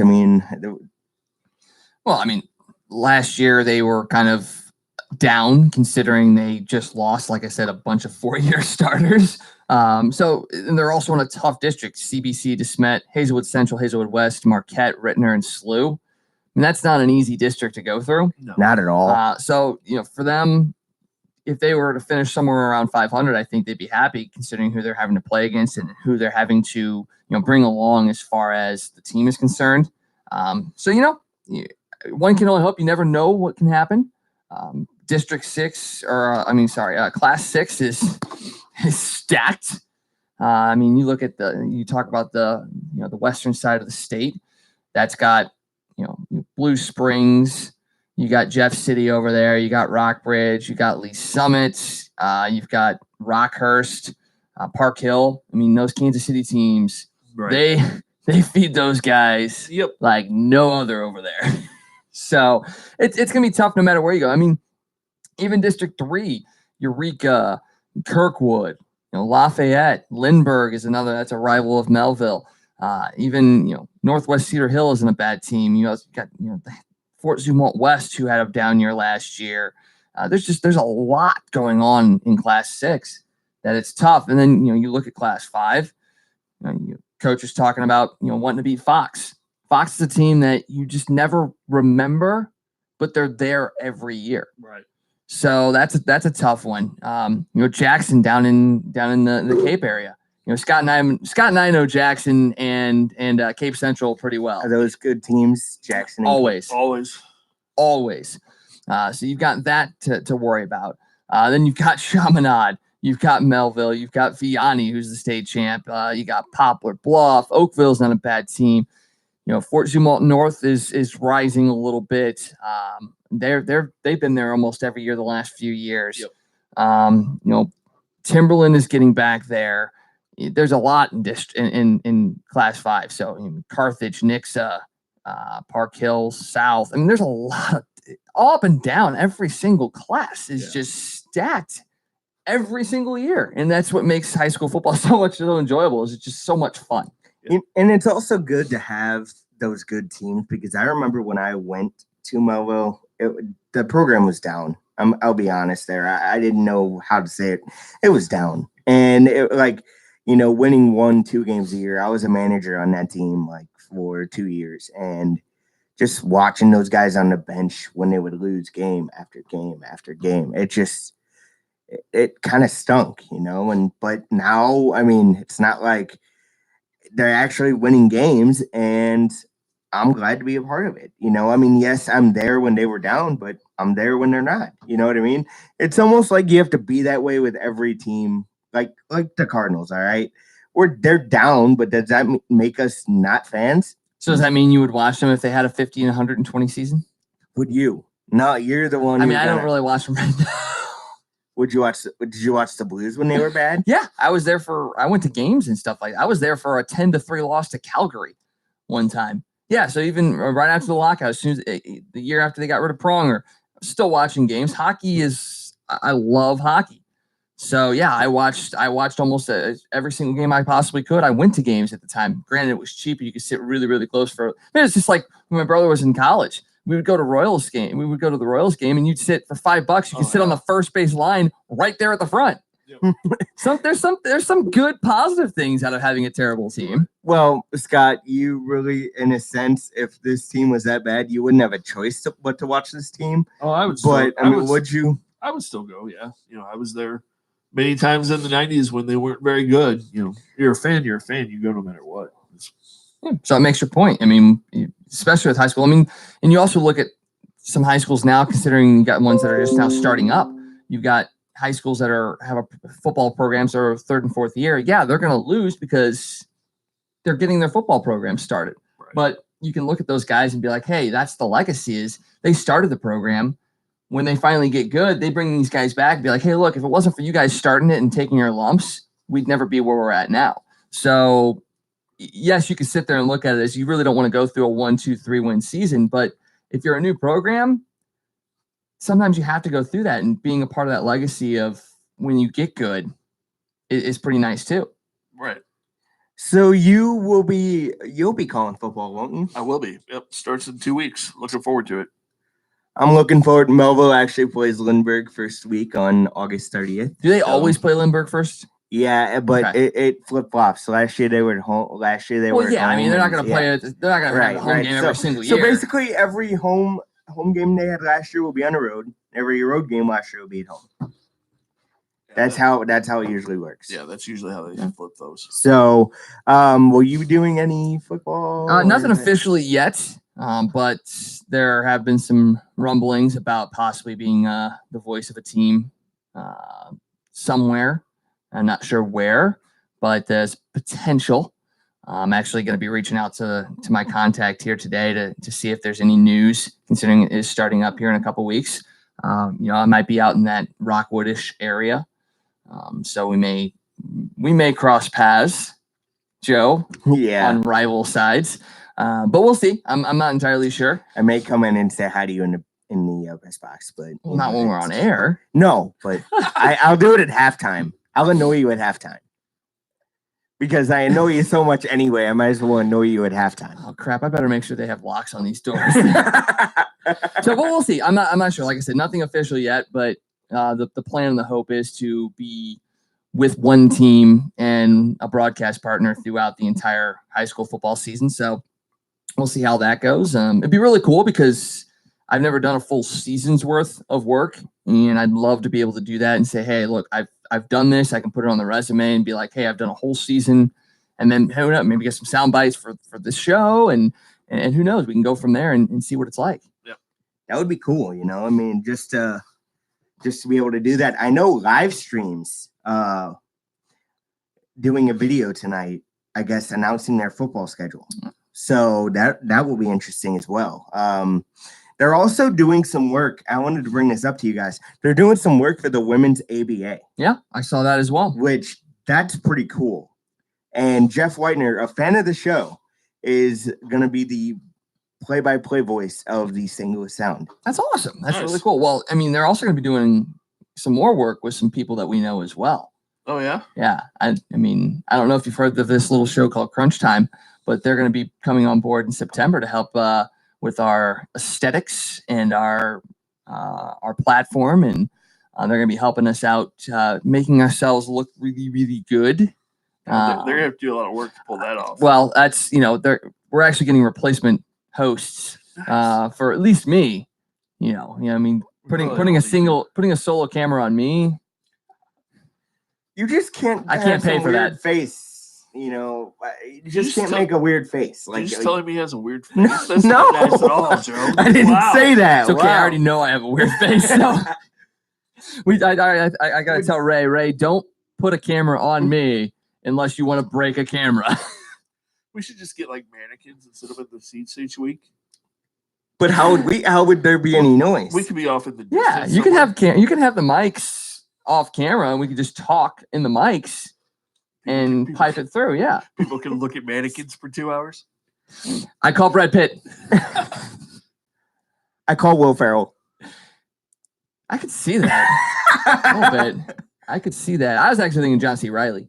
Oh, yeah. For you, I think John C. Reilly might be a little bit more among your lines. It's fine. If I'm John C. Reilly, he's Seth Rogen. Whatever, I don't care. Okay. Well, I'm sorry. But anyway, we got a lot of announcements. Why don't we make some while we're at it? Well, I mean, Are we prepared to make some? yeah. Well, you said there's some other sponsors coming on board. We'll maybe talk about that later. Have we got contracts signed with them yet? No. Working on it. So When they're signed, we'll When talk they're about Oh, signed. it. that is true. Yeah. That's true. yeah, we don't want to put the cart before the horse. So let's get to this then. Tom Brady sends a 2-year Well- deal to stay in New England. So we're moving to the final whistle, huh? Apparently, we're jumping ship. I'm Okay, sorry. final Go ahead. whistle time. Let's move into the final topic of the day, which would be the NFL and fantasy football. Yeah. So Tom Brady is gonna. Yeah. So Like, Tom. come on, Mike. You didn't read my mind? And Tom Brady's gonna play till at least 60 or 70 even. I'm gonna give him 10 more years. You guys say 60, I say 70. He's not even 50 yet. I think that's 30 years, Joe. I think he's only like 42. So, Oh, but yeah, Brady's gonna play forever, and he never gets hit. So, and when he does, the other team gets penalized, and so he'll be fine. it'll be another Super Bowl for New England. Maybe not this year, but it's coming again. I mean, Tom Brady is one of those guys that Why not this year? he gets better with age because there are good teams this year that I think can rival New England. Especially New England doesn't have that solo threat at wide receiver. They haven't had that threat at wide receiver. Yeah, but they had Gronk. And granted, Gronk, you say, would be back, but that wouldn't be till week 10. So the thing is, that's all he really needs. Yeah. What if you're by then 3-7? You know what I mean? I'm not saying they will be, but okay, let's I'm pulling up the Patriots schedule right now. So keep going. They're in the AFC East, so who's going to beat them 7 times? Buffalo, Miami. Well, no, someone Jets. I brought this up. Somebody goes, "Watch out for the Bills. They're not going to be terrible this year like usual." Yeah, they're not going to be good though. They'll win 4 or 5 games. What did they play the Patriots 2 times? Yeah, everybody in the division plays twice. So, what? You're not as high on busting Tom Brady's chops as I am? I don't see anybody in that division beating him twice. Do you see anyone beating him once? Yeah, I mean, anything can happen there. Yeah, Miami has a tendency to beat him in Miami. The Jets are going to be a little bit better. I don't know. No, they're not going to be much better, but I do like where they're going with their with Sam Darnold. I really do. But And they brought in Le'Veon Bell. That's going to help somewhat. They are going to be a good team. But so here's your Patriots schedule through. So week 10 is their bye. Okay. So the first 9 games they have they host Pittsburgh, they are at Miami, then they host the Jets, then they're in Buffalo, then in Washington, then they host the Giants, at the Jets, host Cleveland, at Baltimore, and then at Philadelphia. So I'd say 7-3 out of those 10 games. Yeah, I mean, Pittsburgh is going to be tough, but not as tough as you think because they don't have Antonio Brown, they don't have Le'Veon Bell. Yeah, they got Stewart and Juju, but who knows what that's going to be. Like you said, maybe that Miami game week 2 is one where they get tripped up a little bit. But then the Jets. You forgot James Conner in Pittsburgh. He's not on the offensive side. I'm not worried about that. Yeah, I thought he was. No, he's defense. Didn't he? Wasn't he the backup running back last year? James Conner? No, he's a linebacker. Oh, wait. I'm trying to think. Who was their backup running back? All right, whatever. But no, seriously, 7-3, you guys think? Very well possible. I mean, you just look at, like you said, who they play. I mean, the Jets going to be able to win in New England? Probably not. Let's run down that schedule again real quick. So Pittsburgh. I'm gonna say they win that one. Yep. Miami. At Miami. I'm gonna say Miami wins that one. So they're 1-1. Then you got the Jets coming into New England. 2-1. Then they travel to Buffalo. 3-1. Then they travel to Washington. 4-1. Who don't have Alex Smith. Then they host the Giants. 5-1. Then they travel to the Jets. 6-1. Then they host Cleveland. That could be a game. I know. I'm gonna go with Cleveland there. I think I can agree with you on that. I mean, it's in New England, but it could be fun. Yeah. So there's your 6-2. Then at Baltimore, they could lose that game too. That would be my other loss. Would be the Baltimore. And then at Philadelphia. Well, I mean, what do you guys think of Carson Wentz? It's just, he's good. Can he stay healthy? By that point in the season, he could be hurt. He hasn't shown the ability to stay healthy. So and then this is where you want Gronk to come in, because then you host Dallas, travel to Houston, host Kansas City, go to Cincinnati, and then host Buffalo and host Miami. So the last 3 games, it's that 3-game stretch right there of Dallas, Houston, Kansas City. That's where you would need a guy like Gronk to come in, because you could have him come in for 3 games, then you can play him sporadically those last 3, keep him rested for the playoffs, and boom, there you go. Are Houston and Dallas at home, or they're in Houston, but they host Dallas. They host Dallas, travel to Houston, and then host Kansas City. Kansas City could beat them. Houston and Dallas. I mean, Houston should be good, but they never seem to be as good as you think they're going to be. Yeah. And who knows who's even going to be playing on that Dallas team? Exactly. Well, because with Zeke not. But I'm just saying that stretch right there. That is if everything falls right for those teams, those are going to be the 3 toughest games that they have this year. Right. So if we do that, let's say they lose, and they're not going to lose all 3 of those games, but if they lose those, that still puts them at worst 10-6, we're guessing, which is going to win the division. Can you guys believe Tom Brady? And this is what people tell me now. Tell me if I'm wrong. He's been underpaid basically his whole career. Would you say that? Probably, but you got to look at it this way: he makes a ton of money off the field, and his wife makes more money. His wife is a billionaire, so he doesn't need to make a whole lot. His wife makes twice as much as he does, right? So he can afford to be team friendly. I mean, if it was a solo income, yeah, he'd be fighting for it. But I think what they said, he's like the 6th highest paid quarterback with the new deal. Yeah. So he's not clamoring for the top deal. He wants to be paid like one of the top quarterbacks, but he knows that if he gets paid like one of the top quarterbacks, he won't have anything to protect him. But then let's look at their roster. Well, and I heard him say that contract that he just resigned, they're gonna negotiate that, and it's not really going to be that money. They're going to work it and change it around to make the roster fit each year, and that's kind of what he's done every year. He's deferred money or done whatever to make it. I can't stand Tom Brady as a player because he's so good, but you got to respect that. You really have to respect a guy who, will take less money, who will try to make his team better in that sense. Like you said, like you guys have said, he has, and I've said he hasn't had those weapons that, since what? I think Randy Moss. Well, yeah, he had Randy Moss and Wes Welker that year. There was a time when he had 2 really good tight ends before one of them decided to go to prison. Well,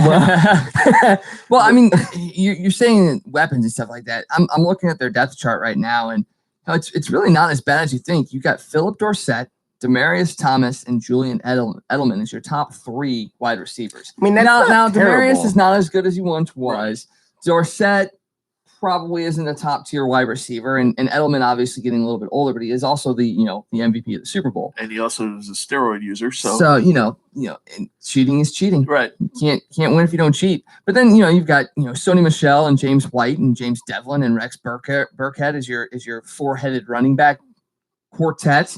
Brian Hoyer's still the backup. Ben Watson is still a serviceable tight end. Yeah, they don't have superstars, but they're solid. Yeah, and that's the makeup of that team. It's always been a team, and it just goes back to 2001 when they beat the Rams. They were the first team to come out and be introduced as a team. Right. And there was different motives and stuff for that, but that changed the course of everything. Yeah. Back in 2001. Right. And then you look at their defense. That's where I think it's kind of like, that they may have some issues. They still got the McCourty brothers in the backfield with Patrick Chung. You still got Kyle Van Noy. You still got Dante Hightower. You brought in Michael Bennett. So they're not a terrible. Stephen Gilmore's still there as well. They've got a decent defense as well. And like you said, they play where they play in the AFC East, and it's their division to lose. Yep. Is it a weak division minus them? It has been for the last 18 years. Why do you think that is? Why do you think the Giants have fallen? Oh, actually, the Jets. The Jets. Well, no, the Giants too. They're not in that division. The Jets. I'm sorry. I'm sorry. I'm thinking too. Historically, the Jets have never been good. They've had 3 or 4 good years in their history, pretty much. Joe Namath. Yeah. But no, there was a year that Vinny Testaverde was really good with the Jets. A couple of years, and I know you're gonna laugh at me, but there was a year that they had Mark Sanchez and they were really good. Got him to the AFC Championship game. But fumble, no. His first couple of years he was pretty solid. He really was. And then it just kind of all fell apart. In Jets' ways, he was highly touted too, wasn't he? He was, and he was good. And yes, and you know what? He still had a serviceable career. Yes, he's been a backup and maybe not been the greatest here and there, but he's been serviceable. Yeah. And you can't fault him for that. And he owns up to it too. Yeah. The whole fumble thing, it's not like he ran and hid from it. He was trying to hide from something, I think. But but every quarterback's had an embarrassing play. Oh yeah. Come on. Going to another NFL topic, I wanted to bring this up. Steven Jackson, was this true or was this? Yeah. What the hell is the NFL doing? He signed a 1-day contract with the Rams to retire a Ram. And guess who got selected to be randomly drug tested? Steven Jackson. Steven Jackson. Dude hadn't played in almost 2 years.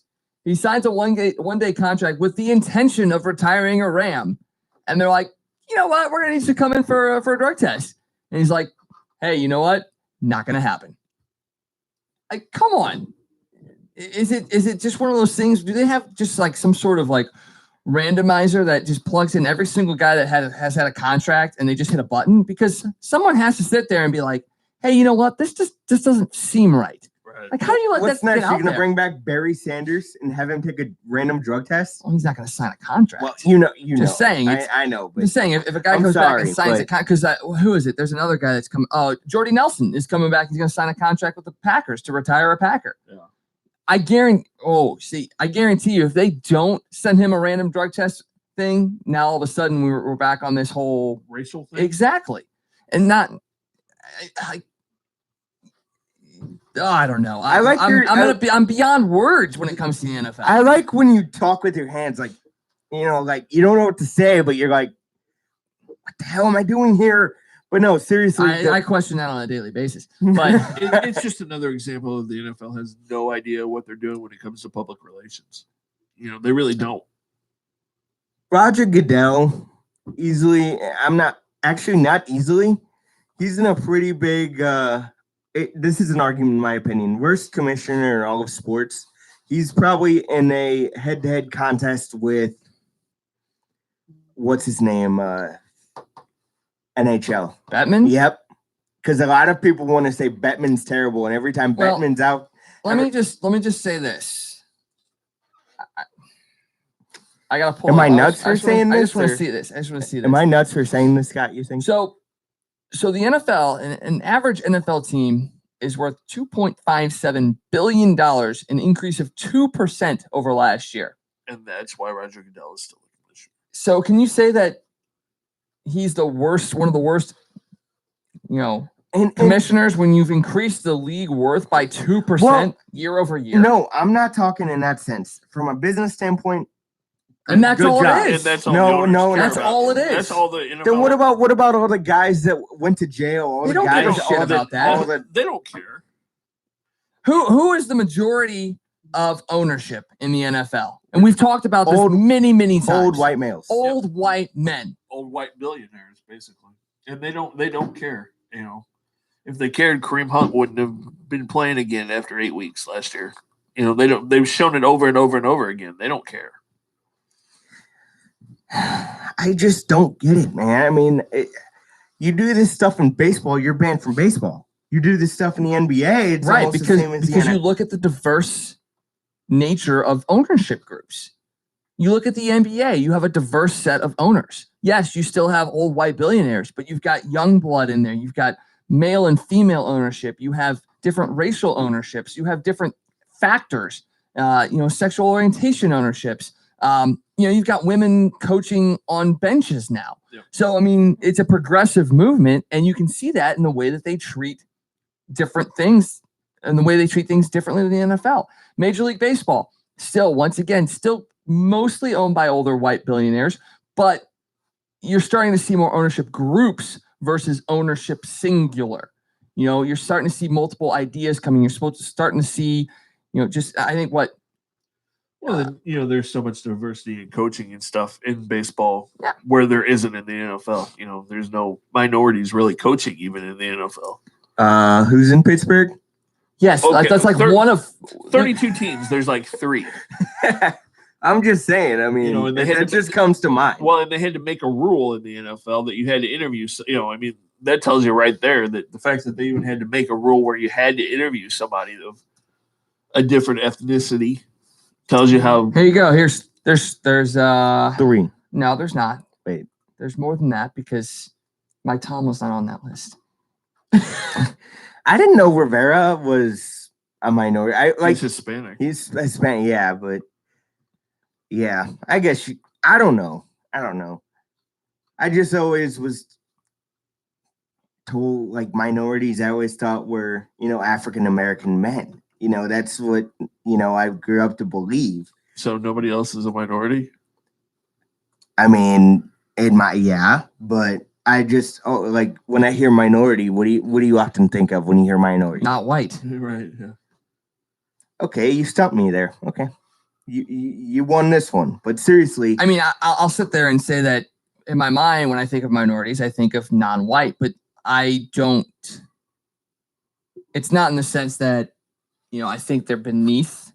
Right. Yeah. Right. No. That's just how it kind of Right. it's just how it kind of plays out. Right, Now, that- if you look at it, the collection of what we call quote unquote minorities actually outnumber the amount of white people in the country.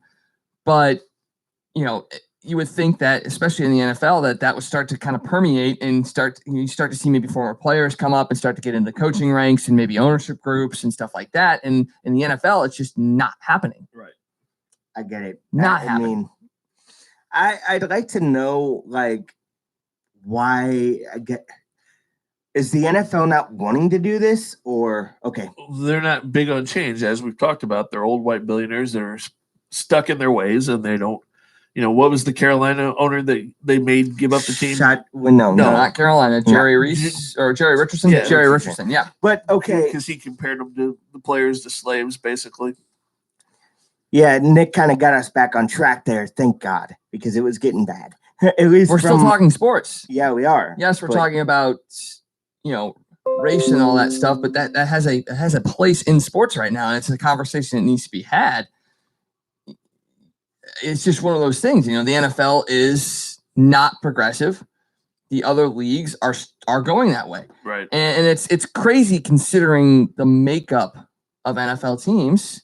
You see what the makeup is of them, and yet the NBA embraces it. They understand what the makeup is, and they go from there. MLB, same thing. Right. Latin influence is there, so that's they embrace that. The NHL. I mean, the NHL's it's white guys, it's Canadians, but we embrace the Canadianness of it all. So it's just the NFL is so backwards that it's laughable. In the NBA, you've got not only do you have minorities, but you have Russians, you have people from other countries in ownership groups. It's definitely expanded, and the NFL is just kind of lagging behind in that. And I guess we could move off that topic. It could go in all kinds of different directions. It could. It's a conversation that's it's tough for us to have, considering where we sit in the grand scheme of things. Yep. I mean, it's tough, but fantasy football is still very widely popular. Still Widely popular, and that's another reason why Goodell still has a job, is because there's still people that are going to go out there and do things like fantasy football and gambling. Sports gambling is huge, and it's growing across the country as well. We just reactivated our leagues from last year. So if you were a part of the leagues last year, you've gotten an email.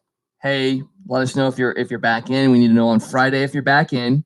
If you guys are wanting to join our fantasy football leagues, just reach out to us and let us know. Say, hey, we want to be a part of this. We're going to be setting up a live draft coming up here in the next couple of weeks, hopefully in connection with one of our upcoming sponsors, which we can't talk about just yet. But we're going to have another live draft. We're going to have a lot of fun doing it. We're going to have a lot of fun this year. And none of us, Scott wasn't a part of it last year, but neither Joe or I won either of the leagues. Well, so you got a chance. Again, my draft strategy. That's why. Yeah. So if anything, just come out for Joe's draft strategy. Number 1 overall. Kicker, Mike Vanderjagt. I don't know how that's not a golden strategy right there. Dude hasn't kicked in 10 years. 10th overall pick, Spencer Ware. Goodness. So yeah, if anything, come out for the live draft just to see who Joe picks when he picks, because it's a blast. It is an absolute blast. I think we had a listener like during the draft say, Joe, if you don't get that book off kickers, I'm gonna take it away. Yeah, that was your friend Chris Hargis. Yep. Joe's picking cheerleaders in the 4th round. Cowboys. I mean, if they were there, I probably would too. Cowboys cheerleaders 4th round. It's a distraction. It is technically a fantasy league. It's not really going to help you win your league, though. No, but it'll be interesting to see. I'm actually we need to start watching fantasy shows too, because no, I don't. Like those. Remember, I think it was a couple weeks before the draft. I was at Hooters where we did the draft last year, and literally they did ESPN did 24-hour block of fantasy. Yeah, they did. So wait, you were watching fantasy shows and you were still drafting kickers. So you probably don't need to watch that this year, Joe. Or if you do, listen and take notes. Please. Because we ain't helping you this year. No. It's a free-for-all this year. I know what goes on in the PPR league. All wide receivers and running backs early. It's a PPR league. So unless we change it. Oh. Would you even think about I don't think that? so. I think it'll be a PPR league. I mean, just to have fun and mess with you, Probably. Gonna go back to standard scoring. Did you see my fantasy baseball record? Yes, and that's why I cannot wait for fantasy football season. If Scott wasn't here when that happened, Scott, literally, I was like 50 something and 125. So were you gonna sit there and did you sit there and watch that team play Yeah. at 50 and 125? So, Scott, how many fantasy leagues are you going to be in this year? Is this your only one? This or will you, be the only one. you're not, you don't do any with your friends or anything? I have a couple of times. I'm not a huge fantasy guy. I'll do it, but I'm not like some people are in like 4 or 5 leagues. I'm just like Some people are in like big money leagues. Right. Like, Yeah. why even do that? Because yes, you have chances of winning money. You have big chances of winning you just money. answered your question. Yes. But you also got to think about the other side too. You got to play devil's advocate. Do I really want to do this? Yes, I'll win a lot of money, but at the same time, I mean, what if if you you're a don't? smart sports gambler, you know all this stuff and you know what you can lose. Now, if you have a gambling issue, yeah, you gotta have someone be that devil's advocate on your shoulder, like yo, back off a little bit. You can't be spending this money. But sports gambling is so huge in this country right now, and you're starting to see states legalize it. Yep. Illinois, I think, is legalized sports gambling. I would not be surprised if Missouri's pretty close. Yeah, it won't be far behind. So it's definitely becoming a big piece of the. I mean, you saw it with DraftKings and all that. What was the other one? FanDuel. FanDuel. So sports gambling is something that's embedded in this society now, and that's the next step, I think, for sports broadcast is how to. I mean, you see it with ESPN doing their StatCast broadcast. You're starting to see those things kind of permeate into the leagues, and I think that's the next step for stadiums too, is figuring out how to combine that aspect of what's going on in society with the environment that they are providing. And that's Major League Baseball is one of those that really needs to get on that if they're really wanting to bring those millennials in. You talk about shortening the game times and stuff like that. It's never going to be as short as you want it to be because it is baseball. You're still what, 2.5 hours, 3 hours? 2.5 to 3 hours is what you're looking at for a Major League Baseball game. So if you're wanting to get short attention span people there to sit there and be there for the entire game, incorporating the sports gambling aspect into it is going to be the spot that they need to go to. Are you talking more of who would win these games, or I've seen people actually bet on each pitch? That's the thing. That's the thing. That's what they have. That's the next step, and that's what's going to have to keep these people, the quote unquote millennials that we're talking about. That's what's going to need to be done to keep them invested in the game. So, what do you guys think? How long do you think that'll take? Oh, it's not something that's going to happen overnight. It'll be a few years from now, but it is definitely coming. Real quickly, though, did you guys see the story about the Las Vegas trying to get the Diamondbacks to move? I did not. I think I've heard something about the Diamondbacks like being asked to move, but I didn't think it was Vegas. Vegas was trying to move them, a suburb of Vegas, trying to get them to move out of Arizona. It's not happening, obviously, but trying to get all the major sports into Vegas. Well, I mean, you got a hockey team. You're going to have the Raiders coming in. The NBA is definitely seriously considering it. I know that. So MLB would definitely be the next one. Now, granted, with Major League Baseball talking about expansion, that's another one. That in Montreal is one of those. Virginia is. They've talked about that. They've talked about Virginia and Portland. Before they even think about if we're talking about this, before they even think about expansion, you need to move some teams. Do you really think the Tampa Bay Rays can thrive in Tampa unless they get that stadium in Ybor City? They need to. I don't even think they're going to thrive if they build that stadium. I think they need to move Tampa. I mean, what about Oakland? I bring up Oakland just because Oakland's not going anywhere. They're going to keep that team. Too much history there. Yeah, they'll find a way to build a stadium there. I mean, I wouldn't be surprised if Tampa's one of those teams that eventually goes to Montreal. I know they talked about the split season and all that stuff. That would be one of those. I could see that being that, hey, we're going to take them to Montreal sort of aspect. I don't know if it'll actually happen, but that just seems like right now that's the logical move for them. I don't know. Montreal, everybody talks about Montreal, but we saw when the Expos were there, they didn't draw fans. I mean, even when they were really good, they didn't really draw that huge. I think that might be a few years away. I think probably Virginia might be more of an option there. Although that gets interesting because then if you move to Virginia, you've got that whole DC, Baltimore, Virginia thing, and Atlanta's not very far away. You've got a bunch of teams right in that area so that could be interesting. It either creates instant rivalries or it spreads the pool too thin when it comes to fan base. Right. Which if you went to Vegas, you're there, you're near Arizona, you're not super close, but you're close to Texas, and then you're close to the California teams.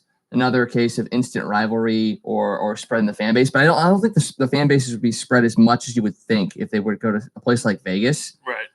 But what do you think about Portland? That's one you only have Seattle to contend with. You could essentially move the Rays to the National League, give you a presence up there in the National League. Right.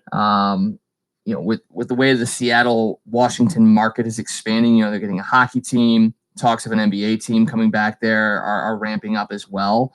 And you've got the Sounders and the Timbers and the Seahawks all having success. Right. Portland might be an option for a team like Tampa. Yeah. That would be. But what about Montreal? Let's talk about, you talk about the elephant in the room in Montreal. We just did. Well, no, because if you would move the Rays to Portland, what would you do with Montreal? Would you even talk about maybe, would you expand there again and just rename the Expos? Could you say the Expos even with Washington still having that patent, don't they? I don't know. That would be one thing I'd have to look at to see if Washington does hold the patent for the Expos name. Now, considering the fact that I think they wore Expos uniforms here recently, I think they might. But I think they would probably be able to work that out. It's all about money. Right. If Montreal would say, here, we're going to pay you this amount of money for the Expos, they'd probably give it to them. You also got to build a better stadium than that. That would be the premise of them even getting a team, would be to build a new stadium. But it's like Scott said, they didn't draw fans when they were successful. Yes, getting a new team, they might have a good year or two where they draw on a lot of fans, but what's the length that they have? What's the longevity prospects that they have? You can sit there and say all you want about, oh yeah, we're going to have fans, we're going to have people coming out to the stadium, but how much of that is legit? Vegas, the Golden Knights were one of those teams that you're like, man, are people really going to show up? Are they really going to be invested? And they nailed it and hit it out of the park. Going to the Stanley Cup Finals the first year only helped. Right. But they really did knock it out of the park. I think what's going to be interesting, the real test for that is going to be when the Raiders Stadium opens next year and see if they can get 70,000 people in that stadium every week. It's also going to be different when the LA Stadium opens.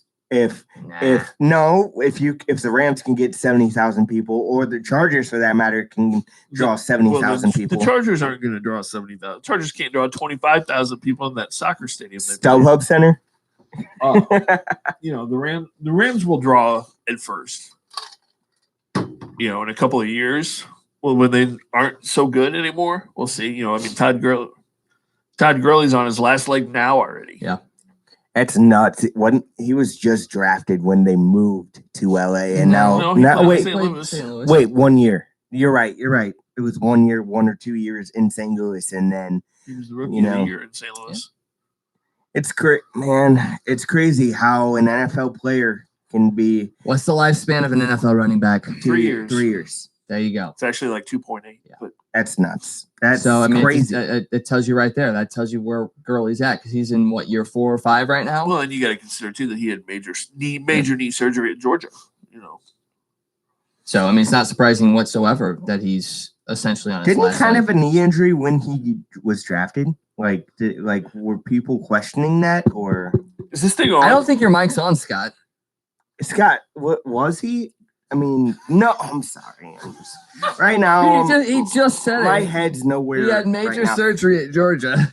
No, he had major surgery at Georgia, but so yeah, I thought he did once. You said at Georgia. You didn't say when drafted, because at the time I still thought he had a knee injury then too. He was recovering from the knee. He was recovering. Okay. Sorry. There were knee issues at the time of the Yeah, draft. yeah, We'll just leave it at that. yeah. He missed the first like 3 games of his rookie season. It's sad to see because Todd Gurley, I thought could be the next Steven Jackson if he stayed healthy. I really did, just because he has that power about him. Is that really a thing? The next Steven? No, that's just me talking, and no one ever came up with it. It was never a fad. I know. But I mean, But you wouldn't see you rather where I'm wouldn't you getting rather be the next Marshall Falk than the next Steven Todd Gurley. Jackson? the next Marshall Falk. Yes, but Todd Gurley was better than Steven Jackson ever was. Jackson carried those Rams teams even when they were terrible. Because he was the only one on that But team. he wasn't very good. Todd Gurley had more talent than Steven Jackson ever did. Does he have more talent than Marshall Falk? No. Or close to it. No. Marshall Falk is one of the greatest of all time. Right. Yeah. Marshall Falk's a Hall of Famer. Do they have? Do you think they're taking a step back since Gurley is on his last leg? Oh, absolutely. How big of a step back are we talking? I'm gonna say they're gonna have a hard time making the playoffs. Yep. San Francisco. Wow. San Francisco So- improved. Arizona Well, could be improved. No, Arizona. Really? They're still Arizona's not going to going be to be. better. San Francisco is better. Seattle's going to be decent in that division. But you look at the NFC, it's not going to be easy to get in the playoffs. Look at the East. Philadelphia is going to be good. Mhm. If Dallas, depending on how all the contract things work out in Dallas is going to be tough.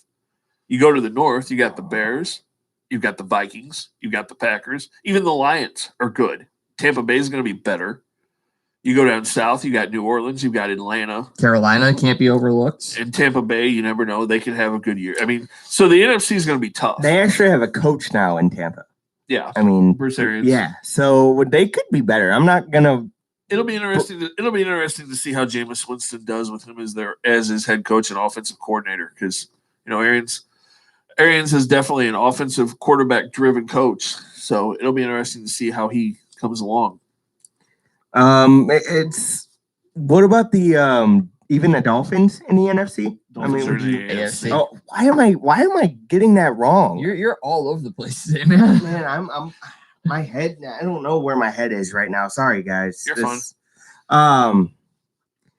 But yeah, the NFC is going to be interesting because there are a bunch of teams. So the AFC is gonna be crap then? I mean, No, we're just talking about the fact that the NFC is going to be tough because Yeah, the Rams are in there, well, and that's what we're talking about. Well, the Rams are in there. You also have, you say the Packers, but didn't I hear you guys a couple weeks earlier saying that they weren't going to be that great because Aaron Rodgers? They're not going to be great, but do I think they'll be right there fighting for a chance to get in the playoffs? Absolutely. Because exactly what you said, they have Aaron Rodgers. Right.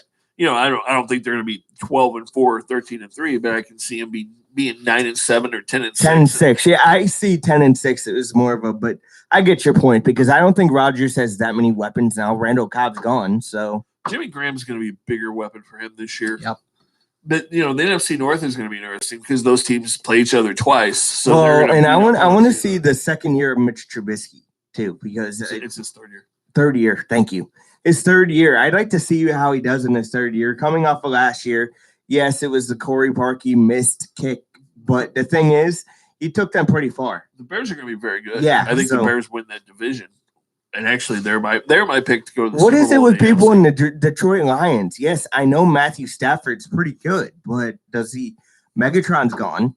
I mean, Been they gone for the have, last couple of years, though, and they've been halfway decent. Yeah, I mean, Stafford's good enough that he gets them right there. If anybody steps up and helps him, they can be tough. He just hasn't had a lot of help, but he gets them right there every year. Like I said, the AFC is going to be interesting. The Redskins will be an interesting team to watch. Alex Smith isn't there. Be interesting to see how their quarterback situation kind of plays out. In the AFC, seems like it's more set. You expect Kansas City to win the West. Mhm. The North, Probably the Steelers, Baltimore. maybe Baltimore. In Cleveland, Cleveland's Yeah. got so much talent. This could be the year that the Browns do it. That's going to be an interesting division because the Steelers are definitely going to take a step back. Did you see the video I posted of Baker Mayfield shotgunning a beer I've seen in it Cleveland? I've seen it 4 or 5 times. Like that dude's gonna be good. I love Baker Mayfield. If he stays healthy, he will. He's got Got all a the, throw too. Got some running backs. yeah. I mean, you've got all the weapons. What about your defense? if you're Cleveland. Cleveland's defense is good. Yeah, they were really good last year. Yeah, they've been good the last few years. They've got a good young team. You know, the South and the NFC, Andrew Luck is hurt. So he's supposed to be back by the time the season starts, but you never know. I think Houston will probably win that. Just because of Default. Jacksonville's not going to be that great. Tennessee, if Mariota is healthy, could give him a run. I really thought he was going to be good. He just can't stay healthy. That's the biggest question. If he can stay healthy, they're going to be decent. And then it really comes down for Indianapolis. If Luck is healthy, they probably do win the division. But if he's not, I think Houston, like Joe says, I think Houston wins by default. Houston's got the most talent. It's just they can't ever. They can't get over the hump. They can't win more. They can't win a playoff game. No, they haven't been able to. And they're running out of time because J.J. Watt's at the end of his career for the most part, or at least the really dominant part of his career. I want to ask you guys about one more team, and I know this isn't the quote NFL preview show, but I want to ask you about them anyway. In the Atlanta Falcons. I mean, this team after a Super Bowl appearance 2 years ago, this team last year was trash. Just shows you how tough it is to win. Well, and they had a ton of people hurt last year. Their whole defense was pretty much hurt last year. They have a lot of talent. That's what I said. That South, you've got 4 teams that you really have to look at because Atlanta, New Orleans, New Orleans is going to be the. Breeze has the Brady effect in the sense that he can make any sort of receiver look good. And I can also say this about a quarterback in Green Bay. He makes anybody look good. There's certain quarterbacks in this league that make anybody look good. Am I wrong there? No. The really good quarterbacks do make their receivers better. Even the mediocre receivers that you wouldn't think would do anything. Look at Eric Ebron in Detroit. He was a first-round draft pick coming out of college. Yeah, but he wasn't. He just now found himself in Detroit and wasn't really that great in Indianapolis. So, I mean, here's the thing. Quarterbacks dictate receiver stats, in my opinion. Am I wrong there, Wags? Still got to catch the ball, though. Right, yeah. I mean, the receiver still has a part of it. I mean, you got to catch the ball. You got to catch the ball, but it's easier when you have some quarterbacks just make it look so easy.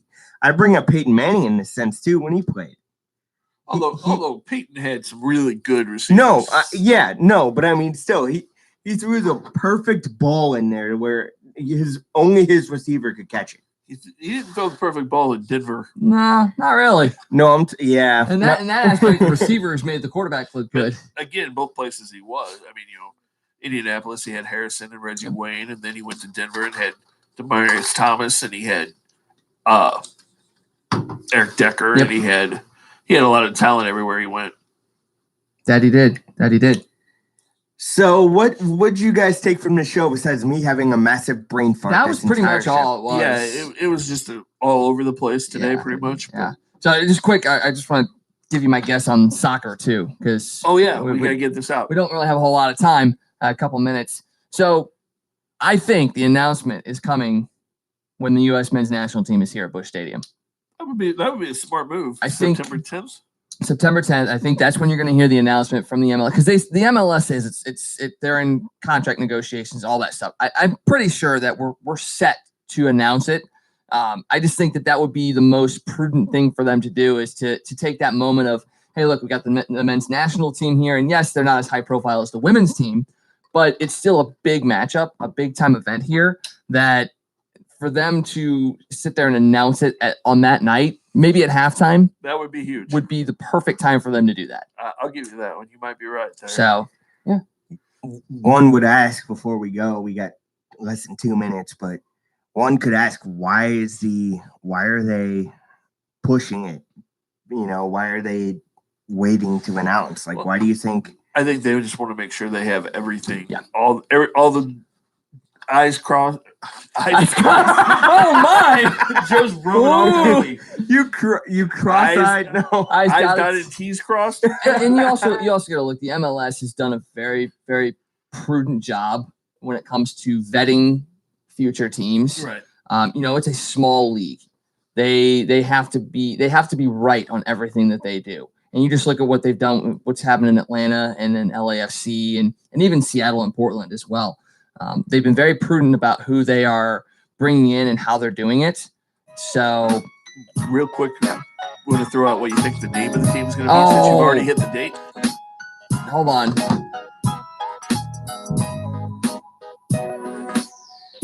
It's STL 1764. That's going to be the name, guaranteed. All right. STL 1764. You heard it here first. So make sure you're watching September 10th. That will be interesting. If you're actually right, I'm quitting. All right, whatever. No, seriously. It's been a good show, minus my brain farts this whole 2 hours. Other than that, Scott, Wags, I'm Joe. I won't be in next week, so you're gonna have to listen to those two battle back and forth. I will be back in 2 weeks, so see you guys then.